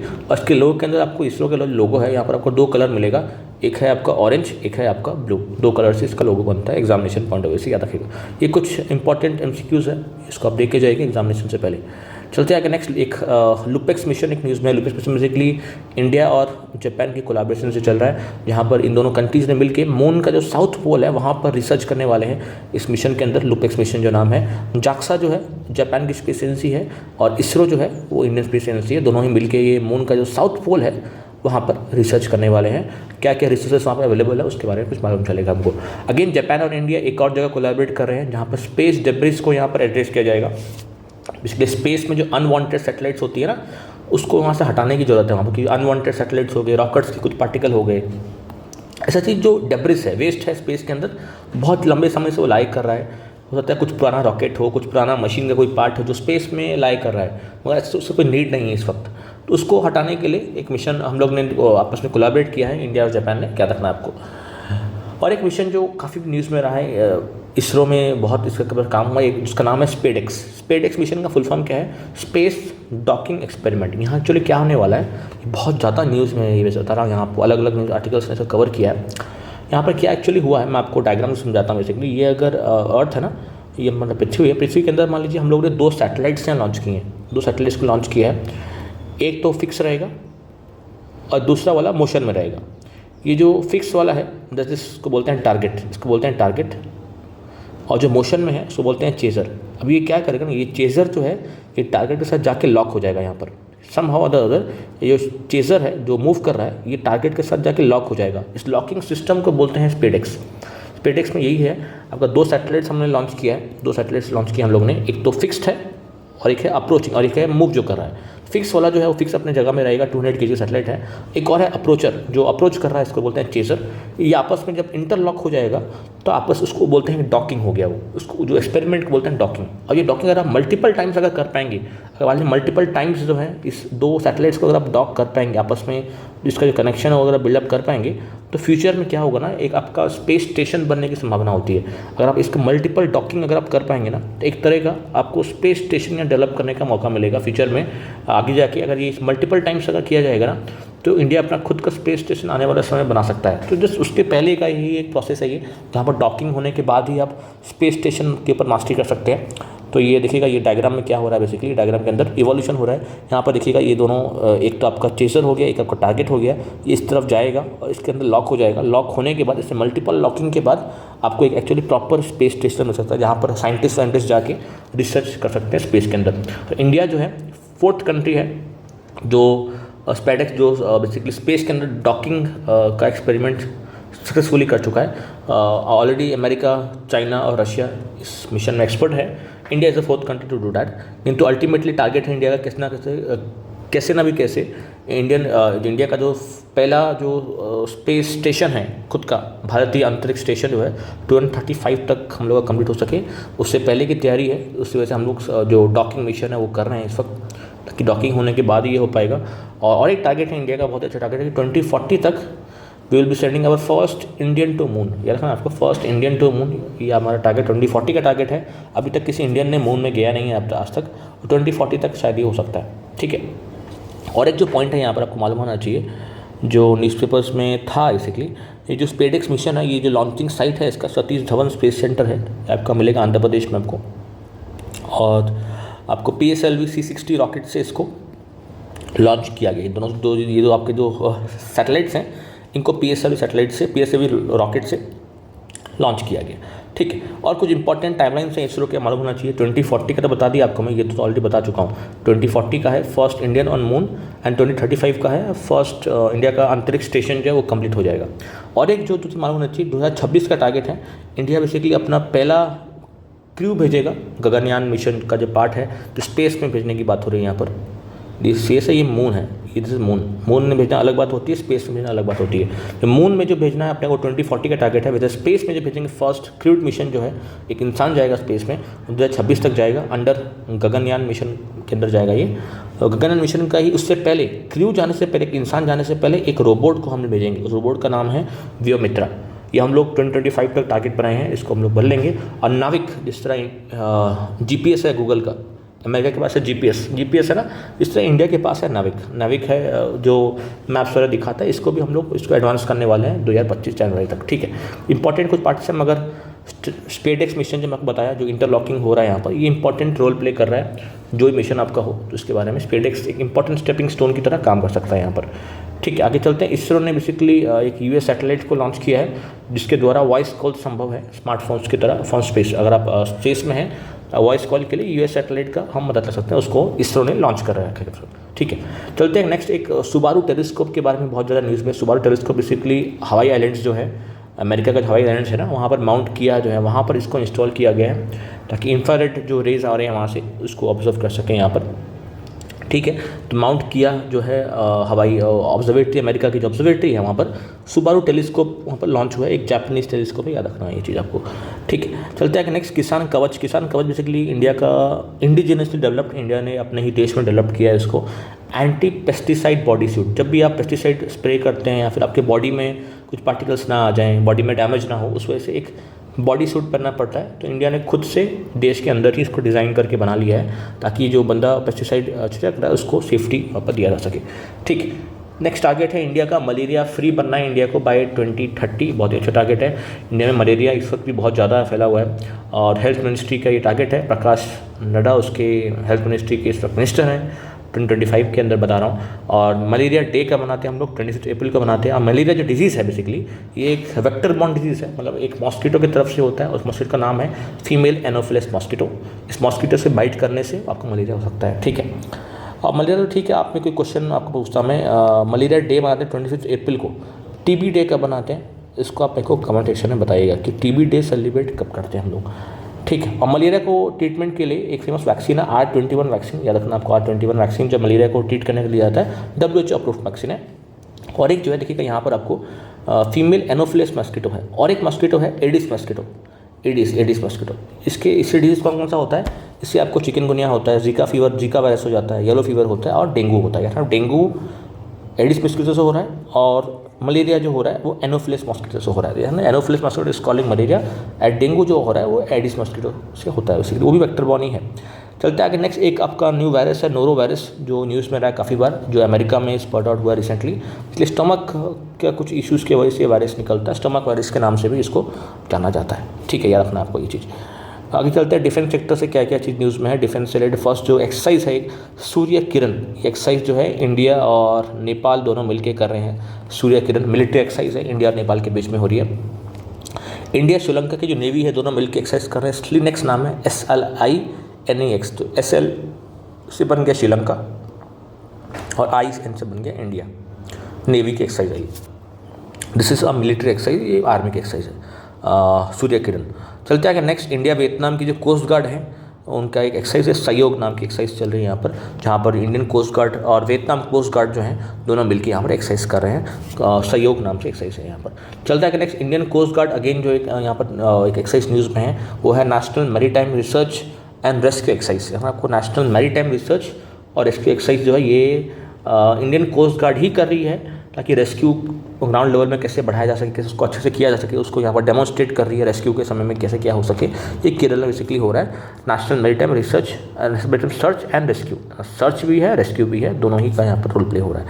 चलते आगे नेक्स्ट है हरमोह शक्ति जो एक्सरसाइज है ये इंडिया और मलेशिया मिलकर कर रहे हैं। मिलिट्री एक्सरसाइज है हरमोह शक्ति, इंडिया और मलेशिया के बीच में हो रही है। चलते नेक्स्ट। फ्रांस और UAE जो है वहाँ पर ऑलरेडी दोनों मिलकर एक एक्सरसाइज करते हैं डेजर्ट नाइट। इस डेजर्ट नाइट को इंडिया ने ज्वाइन किया recently. Indian air force recently participated in the Desert Knight जो है एक एयरफोर्स की एक्सरसाइज है बिटवीन फ्रांस एंड UAE। इसमें जो है इंडिया भी पार्टिसिपेट किया है इस साल, याद रखना आपको, इंडियन एयरफोर्स ने पार्टिसिपेट किया है यहाँ पर। चलते हैं कि नेक्स्ट है सिनबैक्स अगेन कंबोडिया और इंडिया मिल के एक्सरसाइज कर रहे हैं between India and Cambodia. Examination में आपको कंट्री का नाम पूछेगा कि किस कंट्री के साथ क्या एक्सरसाइज हो रही है, तो कंट्री का नाम याद रखना आपको। चलते हैं कि नेक्स्ट। चाइना ने रिसेंटली अपना 6th जनरेशन फाइटर जेट जो है इसको लॉन्च कर दिया है। दिखाया गया कैपेबिलिटी कि चाइना बेसिकली वर्ल्ड का लार्जेस्ट एम्फीबियस शिप प्लस उसके बाद 6th जनरेशन जो फाइटर जेट है उसको भी यहाँ पर दिखाया गया है किस तरह चाइना अपनी मिलिट्री अपनी नेवी को आगे बढ़ा रहा है यहाँ पर। बेसिकली दो यहाँ पॉइंट है बेसिकली। एक तो आपका हो गया 6th जनरेशन का फाइटर जेट जो है जो टेललेस फाइटर जेट है, यहाँ पर इसकी स्टेल्थ कैपेसिटी है इसके पास। स्टेल्थ का मतलब है इसको आप ट्रैक नहीं कर पाएंगे, सिंस इसके पास टेल नहीं है ना, यहाँ पर टेल मिसिंग है यहाँ पर इसकी, तो इसको ट्रैक करना बहुत मुश्किल होता है। इसको बोलते हैं स्टेल्थ फीचर बोलते हैं इसको, स्टेल्थ। इसको ट्रैक इसके आपके रेडर्स जो है सेंसर्स ट्रैक नहीं कर पाएंगे इसको, और उसका अपने वो टारगेट को ये बीट कर पाएगा वहाँ से। ठीक है, और चाइना बेसिकली वर्ल्ड का लार्जेस्ट शिप बिल्डर बन रहा है इसके साथ साथ। दो चीज़ यहाँ हुआ है बता दें, 6th जनरेशन का fighter jet plus largest amphibious ship, ये दोनों यहाँ काम हो रहा है। तो फाइटर जेट का नाम क्या है 6th जनरेशन का, J-36 नाम दिए हैं इसका, J-36 जेट्स। और एम्फीबियस असॉल्ट शिप भी एक लॉन्च हुई है चाइना के द्वारा, वर्ल्ड की लार्जेस्ट एम्फीबियस शिप है। बेसिकली एरेस्टर और कैटापल्ट जो टेक्नोलॉजी होती है उसको यहाँ रखने के बाद वर्ल्ड का लार्जेस्ट एम्फीबियस शिप इन्होंने लॉन्च किया है। ठीक है, आगे चलते हैं। मिनिस्ट्री ऑफ डिफेंस जो है यहाँ पर 2025 को दिया बोला गया है, this is nothing but an year of reforms है ये उनकी तरफ से, कि एक ईयर में हम लोग डिफेंस सेक्टर में रिफॉर्म्स करने वाले हैं बहुत सारे, चाहे वो टेक्नोलॉजी हो, इंडिजिनसली डेवलप्ड मैन्युफैक्चरिंग हो, बहुत सारे जगह में इन्होंने रिफॉर्म्स करने वाले हैं इसी साल होगा। और डिफेंस मिनिस्ट्री को लीड कर रहे हैं इस वक्त राजनाथ सिंह जी कर रहे हैं। कुछ इंपॉर्टेंट स्कीम्स भी चल रहे हैं, उसको एक बार ओवरलुक कर लीजिएगा। और 74% का FDI भी इसमें अलाउड है, फॉरेन डायरेक्ट इन्वेस्टमेंट भी डिफेंस सेक्टर में अलाउ किया हुआ है। ठीक है, इंडिया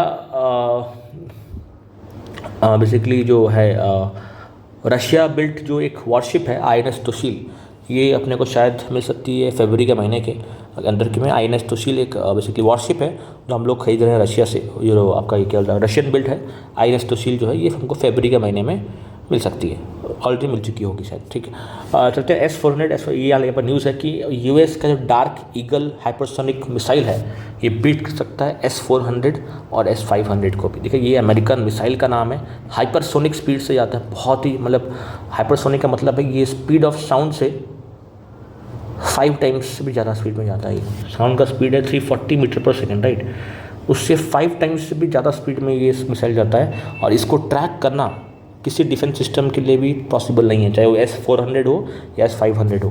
S-400 बेसिकली आपका रशिया का मिसाइल डिफेंस सिस्टम है, जो मिसाइल आता है इनकमिंग मिसाइल, उसको डिफेंस के लिए वो काम करता है। और अमेरिका कहता है कि डार्क ईगल एक ऐसा मिसाइल है, इसको ट्रैक करना इम्पॉसिबल है। ठीक है, यहाँ पर नेक्स्ट न्यूज़ है फिलीपींस की तरफ से आ रहा है। Philippines basically China, Philippines basically news बहुत रिकरिंग न्यूज़ में आ रहा है।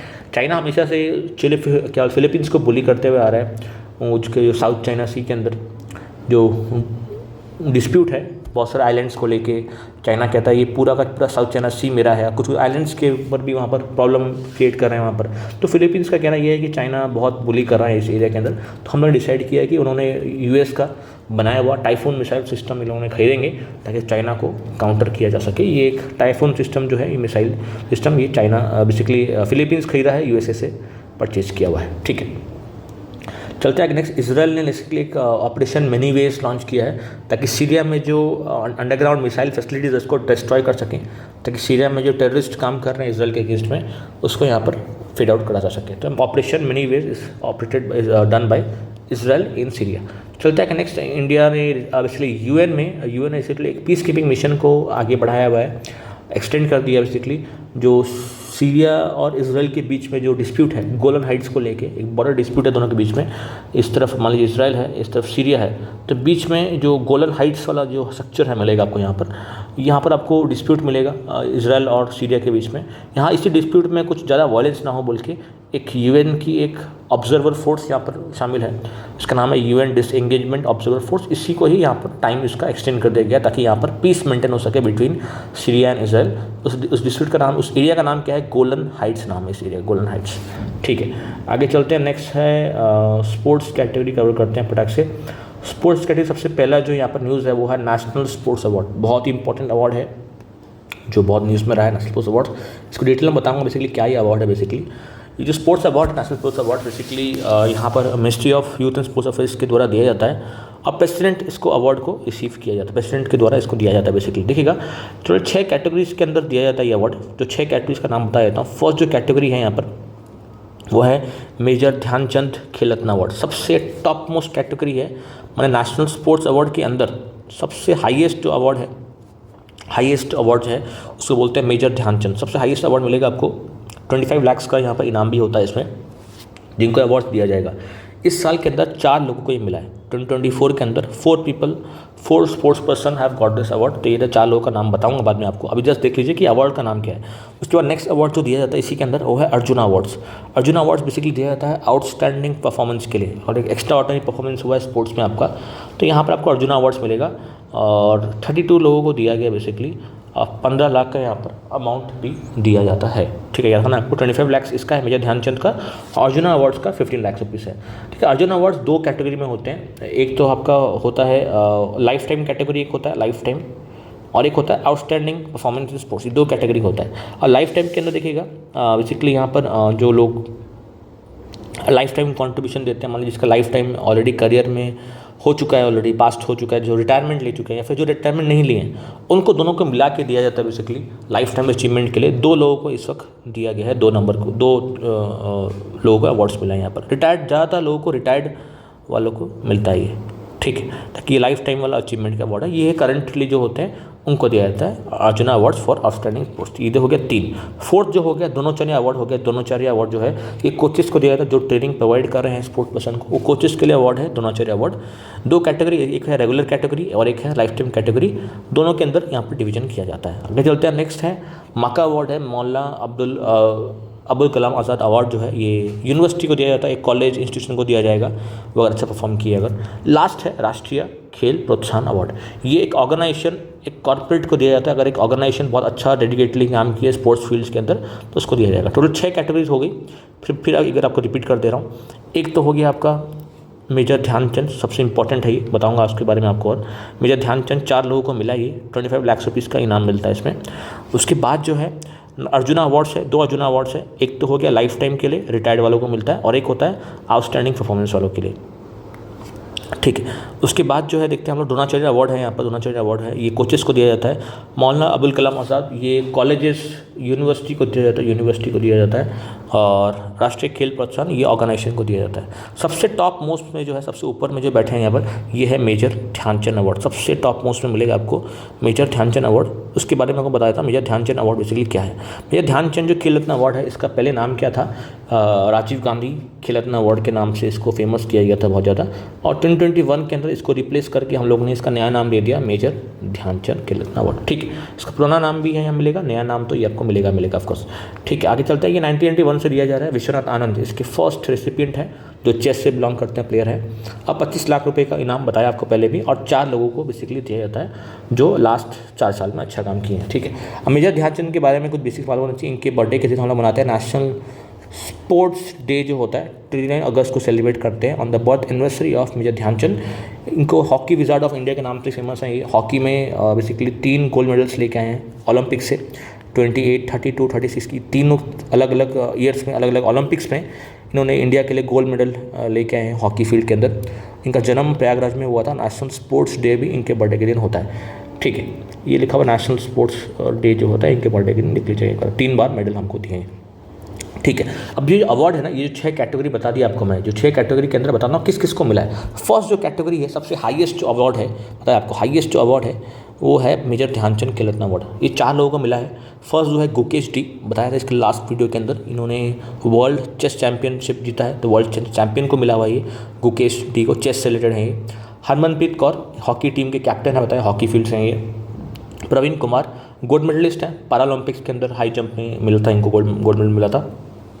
साथ में 4th नंबर पे हैं मानू बकर, इनका भी नाम है, 2 बार गोल्ड मेडल लेके आए हैं पेरिस ओलंपिक्स इससे पहले जो हुआ था, वहाँ पर देखकर डबल मेडलिस्ट हैं, एक तो गोल्ड था और एक सिल्वर था शायद, ठीक है। तो इनका भी गोल्ड मेडलिस्ट हैं और प्रवीण कुमार भी गोल्ड मेडलिस्ट हैं। देखना ये चारों को मिला है हाईएस्ट सिविल अवार्ड जो है।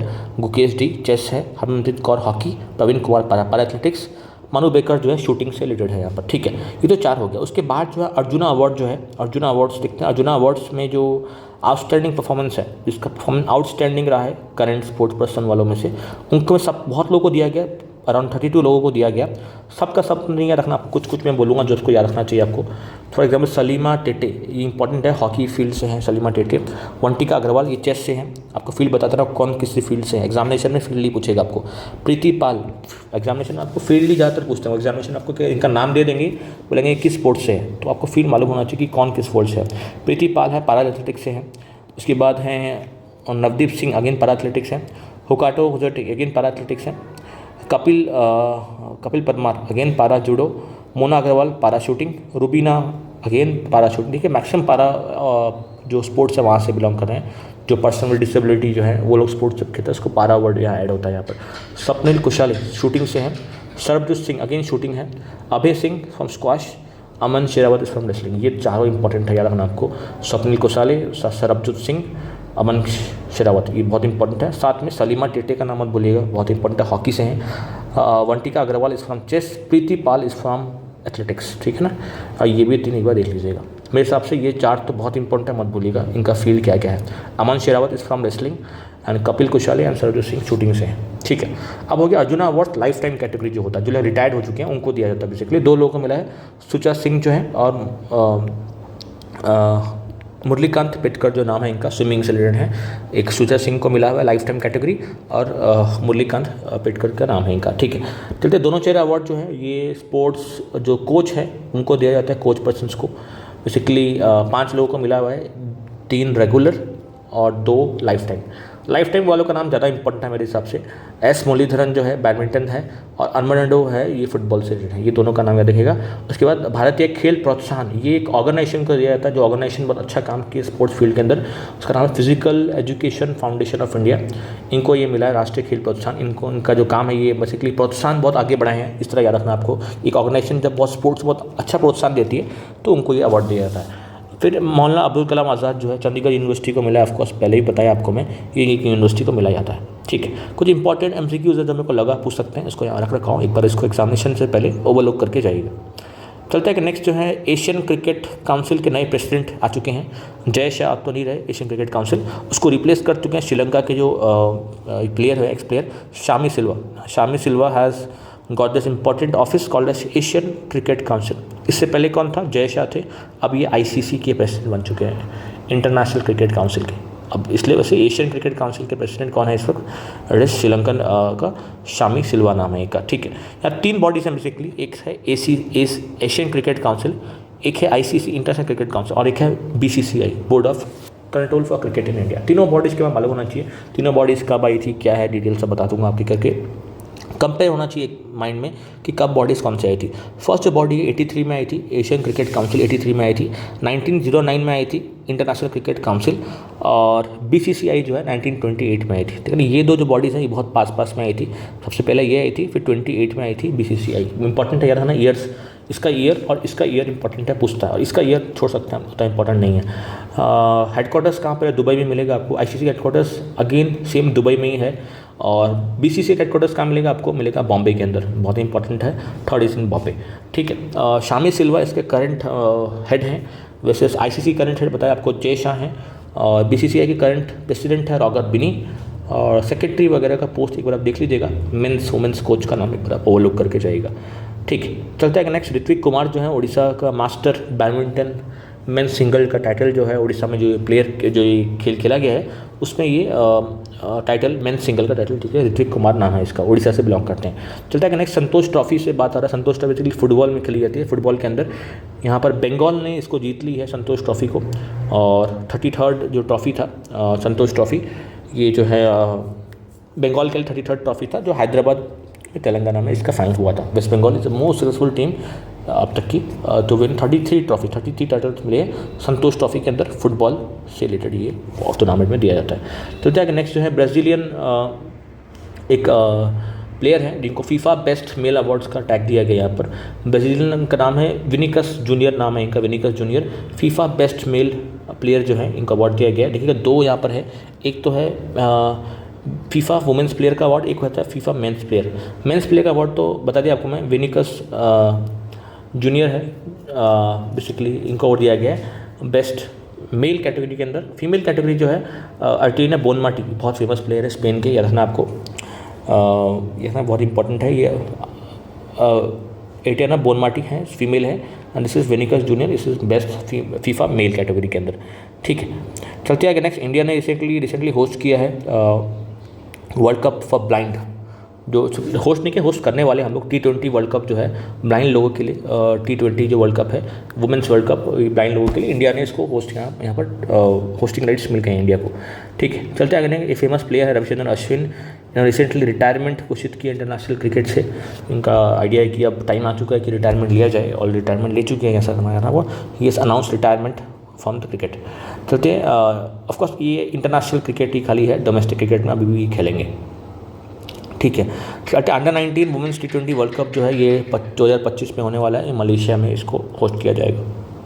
चलते हैं नेक्स्ट, 38th नेशनल गेम्स जो है ये उत्तराखंड में होने वाला है, हो चुका है ऑलरेडी। जो 38th नेशनल गेम्स है, इससे पहले 37th का हुआ था गोवा के अंदर अब 38 का टाइम है, उत्तराखंड में ऑलरेडी हो चुका है। मैस्कट जो है मौली नाम का एक मैस्कट है, इसका सिंबल है इस तरह का एक टाइप का बर्ड है, या फिर बोल सकते हैं इसको मौली का नाम दिया गया है। It is nothing but mascot of national games 38 version का जो है, 38 एडिशन का जो है। चलता है कि नेक्स्ट प्रो कबड्डी लीग जो है इंडिया में जो चल रहा था, अब हरियाणा ने इसको जीत लिया है बाय डिफीटिंग पटना। पटना को हराने के बाद Haryana has got this pro kabaddi league का विनर बन चुका है हरियाणा। चलता है कि नेक्स्ट जो है दो लोगों का नाम मालूम होना चाहिए आपको। एम राघव नाम है इनका, और एक है देविका सिहाग। देविका सिहाग जो है नेशनल वुमेंस सिंगल्स कैटेगरी और मेंस कैटेगरी जो है सिंगल, एम राघव नाम है इनका। बैडमिंटन चैंपियनशिप का यहाँ पर इनको टाइटल मिला है। यहाँ आपको नेशनल बैडमिंटन चैंपियनशिप के अंदर वुमेन सिंगल का नाम है, वुमेन सिंगल जिन्होंने जीता है नाम है देविका सिहाग, और मेन सिंगल जिन्होंने जीता है नाम है इनका M Raghav. National badminton championship के अंदर बात हो रहा है, ठीक है। चलते आगे नेक्स्ट जो है इंपॉर्टेंट कुछ डेज हैं, इसको कवर करते हैं फटाक से। फर्स्ट जो कुछ इंपॉर्टेंट मैंने इसको हाईलाइट भी कर रखा है यहाँ पर, एड्स डे अगर पूछेगा एग्जामिनेशन में, इट इज़ 1 दिसंबर। उसके आगे नेशनल पॉल्यूशन डे और स्लेवरी डे, ये दोनों एक ही दिन में सेलिब्रेट किया जाता है 2 दिसंबर के अंदर। 3 दिसंबर के अंदर world day for physically handicapped और पर्सन विद डिसेबिलिटी बोलते हैं इनको, इनके लिए अलग से दिन है। इंडियन नेवी डे होता है 4 दिसंबर, इंपॉर्टेंट है। इंडियन नेवी डे जो है 4 दिसंबर को सेलिब्रेट किया जाता है every year. World soil day ये 5 दिसंबर को होता है, एक दिन के बाद नेवी डे के बाद होता है। और होता है सिविल एविएशन डे, ये होता है 7 दिसंबर, है ना। सिविल एविएशन और नेवी डे ये अलग अलग हैं दोनों, याद रखना आपको। और एक पूछता हूँ आपको मैं, एयरफोर्स डे कब होता है? अगर नेवी डे होता है 4 दिसंबर को, तो इंडिया का एयरफोर्स डे कब होता है? आप मेरे को कमेंट सेक्शन में बताइएगा एयरफोर्स डे, ठीक है। ह्यूमन राइट्स डे 10 दिसंबर को है। और साथ में वीर बाल दिवस बताया आपको मैं, वीर बाल दिवस के अंदर ही आपको एक अवार्ड भी दिया जाता है प्रेसिडेंट की तरफ से, जो बाल पुरस्कार अवार्ड जो है उसको दिया जाता है। 17 लोगों को मिला है, 17 चिल्ड्रन को मिला है, ठीक है। मैंने आपको डिस्कस भी किया है इस वीडियो के अंदर, ठीक है। तो गुड गवर्नेंस डे होता है, क्रिसमस डे वाले दिन होता है गुड गवर्नेंस डे। उससे एक दिन पहले होता है कंज्यूमर राइट्स डे, ठीक है ना। किसान दिवस होता है 23 दिसंबर। नेशनल मैथमेटिक्स डे होता है 22 दिसंबर। गोवा को आज़ादी मिली थी, गोवा लिबरेशन डे मनाते हैं हम लोग 19 दिसंबर। माइनॉरिटीज़ और माइग्रेंट डे एक ही होता है 18 दिसंबर के अंदर। ये कुछ इंपॉर्टेंट डेज हैं, इसको आप पेयर बनाइएगा। जैसे फॉर एग्जांपल इसको आप पेयर बना लीजिएगा, पॉल्यूशन और स्लेवरी। एक ही बात है, पॉल्यूशन अगर होगा तो it is equivalent to slavery, तो इसको आप पेयर बना के 2 दिसंबर बना दिए। उसके बाद जो है एयरफोर्स नेवी और सिविल एविएशन को पेयर बनाइएगा। नेवी इज़ 4 दिसंबर, 7 दिसंबर है आपका civil aviation day. Soil day होता है 5 दिसंबर इज सॉइल डे, ठीक है। माइनॉरिटीज़ और माइग्रेंट्स इनको पेयर बनाइएगा, M for minority, M for migrant. 18 दिसंबर है। गोवा लिबरेशन डे तो बहुत इंपॉर्टेंट है, 19 दिसंबर है। नेशनल मैथमेटिक्स डे इज 22 दिसंबर। किसान दिवस फार्मर डे जो है वो 23 दिसंबर होता है। क्रिसमस से एक दिन पहले होता है कंज्यूमर राइट्स डे, और क्रिसमस वाले दिन होता है गुड गवर्नेंस दिवस, और वीर बाल दिवस 26 दिसंबर को सेलिब्रेट किया जाता है, ठीक है। ये तो कुछ इंपॉर्टेंट डेज था। तो प्लेसेस इन न्यूज़ देखते हैं हम लोग फटाक से। प्लेसेस इन न्यूज़ के अंदर ज़्यादा तो नहीं है, कुछ कुछ है। फॉर एग्जांपल यहाँ पर आपको मध्य प्रदेश मिलेगा, यहाँ पर माधव नेशनल टाइगर रिजर्व जो है, माधव नेशनल पार्क जो है ना, माधव टाइगर रिजर्व जो है न्यूज़ में रहा है, ये मध्य प्रदेश में आपको मिलेगा। आसाम में रिसेंटली गंगा जो डॉल्फिन है उसको यहाँ पर जियो टैगिंग किया गया है, बताया आपको पहले भी। ब्रू जो ट्राइब है उनका यहाँ पर मेंशन किया गया, त्रिपुरा के अंदर है। तेलंगाना से ऐसे कुछ ज़्यादा न्यूज़ है नहीं। कर्नाटक के अंदर बेसिकली इसका 100 साल हो चुके हैं जब महात्मा गांधी को कांग्रेस का प्रेसिडेंट बनाया गया था 1924 के अंदर, बेलगांव कांग्रेस के अंदर। बेलगांव में कांग्रेस की एक मीटिंग चल रही थी, वहाँ पर महात्मा गांधी एक बार के लिए कांग्रेस, इंडियन नेशनल कांग्रेस के मीटिंग में प्रेसिडेंट बने थे। उसी को 100 साल पूरे हो चुके हैं 2024 के, ठीक है। याद रखना वो चीज़ आपको। रण उत्सव चल रहा है गुजरात में, रन ऑफ कच्छ के पास, बहुत फेमस है। घड़चोला एक जीआई टैग है जो गुजरात को मिला है। और वाटर मैनेजमेंट के लिए हड़प्पा सिविलाइजेशन आपको मालूम होगा, ये हिस्ट्री से रिलेटेड है बेसिकली। कुछ इंपॉर्टेंट पॉइंट्स आपको मिलेगा यहाँ पर। चलते हैं वर्ल्ड न्यूज़ से ज़्यादा इंपॉर्टेंट कंट्री की कैपिटल है यहाँ पर आपको। न्यूज़ तो ठीक है बता दूंगा आपको, मगर कैपिटल ज़्यादा इंपॉर्टेंट है। चलते हैं फटाक से। फर्स्ट देखते हैं अलास्का यहाँ मिलेगा आपको, ये अमेरिका का पार्ट है अलास्का। यहाँ बेसिकली एक डेनाली फॉल्ट यहाँ पर आ चुका है। यहाँ पर बेसिकली लैंड जो है ना वो टीयर अपाउट हो रहा है, उसको बोलते हैं फॉल्ट, का नाम है डेनाली फॉल्ट। ये आपका अलास्का में दिखाई दे रहा है। ग्रीनलैंड जो है डेनमार्क का पार्ट है। अमेरिका ने रिसेंटली बोला है कि इन्होंने ग्रीनलैंड को परचेज कर लेंगे डेनमार्क से, इस तरह का न्यूज़ आया है। ना ग्रीनलैंड इस वर्ल्ड का लार्जेस्ट आइलैंड है, सबसे बड़ा आइलैंड है, जो पार्ट है डेनमार्क का पार्ट है। डेनमार्क का कैपिटल आपको मिलेगा कोपेनहेगन, ठीक है। उसके बाद स्लोवेनिया का है न्यूज़, ऐसे उतना इंपॉर्टेंट नहीं है, छोड़ सकते हैं आप। बल्गेरिया एक यूरोपियन कंट्री है। यहाँ पर न्यूज़ तो उतना इंपॉर्टेंट नहीं है, मगर बल्गेरिया का कैपिटल आपको मिलेगा सोफिया, इंपॉर्टेंट है यहाँ पर। उसके बाद कर्ज स्ट्रेट के बारे में बताया। आप कर्ज स्ट्रेट बेसिकली सी ऑफ अजव और ब्लैक सी के बीच में आता है, वाटर बॉडी जो है। यहाँ पर कुछ ऑयल स्पिल का यहाँ न्यूज़ में है, ऐसा कुछ है। चलते आगे नेक्स्ट सीरिया में जो एलोपी सिटी है वहाँ पर कुछ मिलिटेंट्स टेक ओवर कर चुके हैं। डेमस्कस का कैपिटल मिलेगा सीरिया का आपको। उसके बाद जो है नेपाल जो है, नेपाल में न्यूज़ है। इंडिया नेपाल और चाइना मिलकर एक डायलॉग लॉन्च किए हैं, ठीक है, उतना इंपॉर्टेंट नहीं है। साउथ कोरिया में सुपर एक सोसाइटी है, Seoul is the capital of south Korea. उसके बाद जो है इंपॉर्टेंट देखते हैं पैराग्वे साउथ अमेरिकन कंट्री है। यहाँ पर इसका कुछ इंपॉर्टेंट न्यूज़ है। यहाँ पर पनामा कैनल, ये कैनल है छोटा सा, जहाँ पर अमेरिका इसको कंट्रोल में लाना चाहता है, अपने अंडर लाना चाहता है, ऐसा बात हो रहा है यहाँ पर। पनामा कैनल जो है ये बेसिकली अटलांटिक ओशन और पैसिफिक ओशन को कनेक्ट करते हैं बीच में, जो पनामा कैनल है। इंपॉर्टेंट वाटर बॉडी है। हवाई आइलैंड भी इंपॉर्टेंट है। हवाई आइलैंड बेसिकली अमेरिकन का पार्ट है। यहाँ पर किलुआ, माउंट किलुआ एक नाम का एक वोल्केनो यहाँ पर आया हुआ है। सेंटा आना बेसिकली विंड है, जो बेसिकली वार्म विंड है, जो अमेरिका के जो हवाई आइलैंड बोल रहा हूँ यहाँ पर, जो अमेरिकन जो हिल्स हैं यहाँ पर, वहाँ पर ब्लो आउट करती है। हॉट एंड ड्राई विंड्स हैं। रॉकीज माउंटेन जो है यहाँ पर अमेरिका के अंदर, वहाँ पर इसको ब्लो करता हुआ दिखाई गया है, ठीक है। फिर निकारागुआ भी एक पार्ट है, कैरेबियन सी के अंदर पड़ता है। और यहाँ पर इंपॉर्टेंट मिलेगा आपको तांजानिया और लेसोटो। इन दोनों को देखिए, जो लेसोटो जो है ये एक कंट्री है, साउथ अफ्रीका के अंदर ही मिलेगी आपको। अलग से कंट्री है, साउथ अफ्रीका के अंदर एक कंट्री लेसोटो, ठीक है। तांजानिया अफ्रीकन कंट्री है तांजानिया। आपको यहाँ पर न्यूज़ तो जो है इंपॉर्टेंट नहीं है, मगर Dodoma is the capital of Tanzania. और एक है यहाँ पर सुंदर ट्रेंच को मैं आपको मैप में दिखाता हूँ कहाँ पर है ये इंडोनेशिया का पार्ट है। देखिए 2 स्टेट है, one is Sunda state, one is Lombok state. Sunda state जो है इंडोनेशिया का 2 आइलैंड है, सुमात्रा आइलैंड एक है और एक है जावा। इन दोनों को सेपरेट करता है सुंदा स्टेट। और एक स्टेट है लंबक स्टेट बेसिकली जावा आइलैंड, बाली आइलैंड और लंबक आइलैंड को सेपरेट करता है बेसिकली लंबक स्टेट। तो Lombok state and Sunda state. और स्टेट ऑफ मलक्का जो है मलेशिया, सिंगापुर और इंडोनेशिया को सेपरेट करता है यहाँ पर, ठीक है। सुंदा स्टेट का यहाँ पर न्यूज़ था। सुंदा स्टेट बेसिकली यहाँ मिलेगा आपको, इंडोनेशिया का सुमात्रा, इंडोनेशिया का जावा के बीच में मिलेगा, ठीक है। इसी वीडियो के साथ इसको यहाँ एंड करते हैं। नेक्स्ट पार्ट जल्दी ही लेके आऊँगा आपके लिए, तब तक के लिए बने रहिए, स्टे ट्यून्ड। Thank you.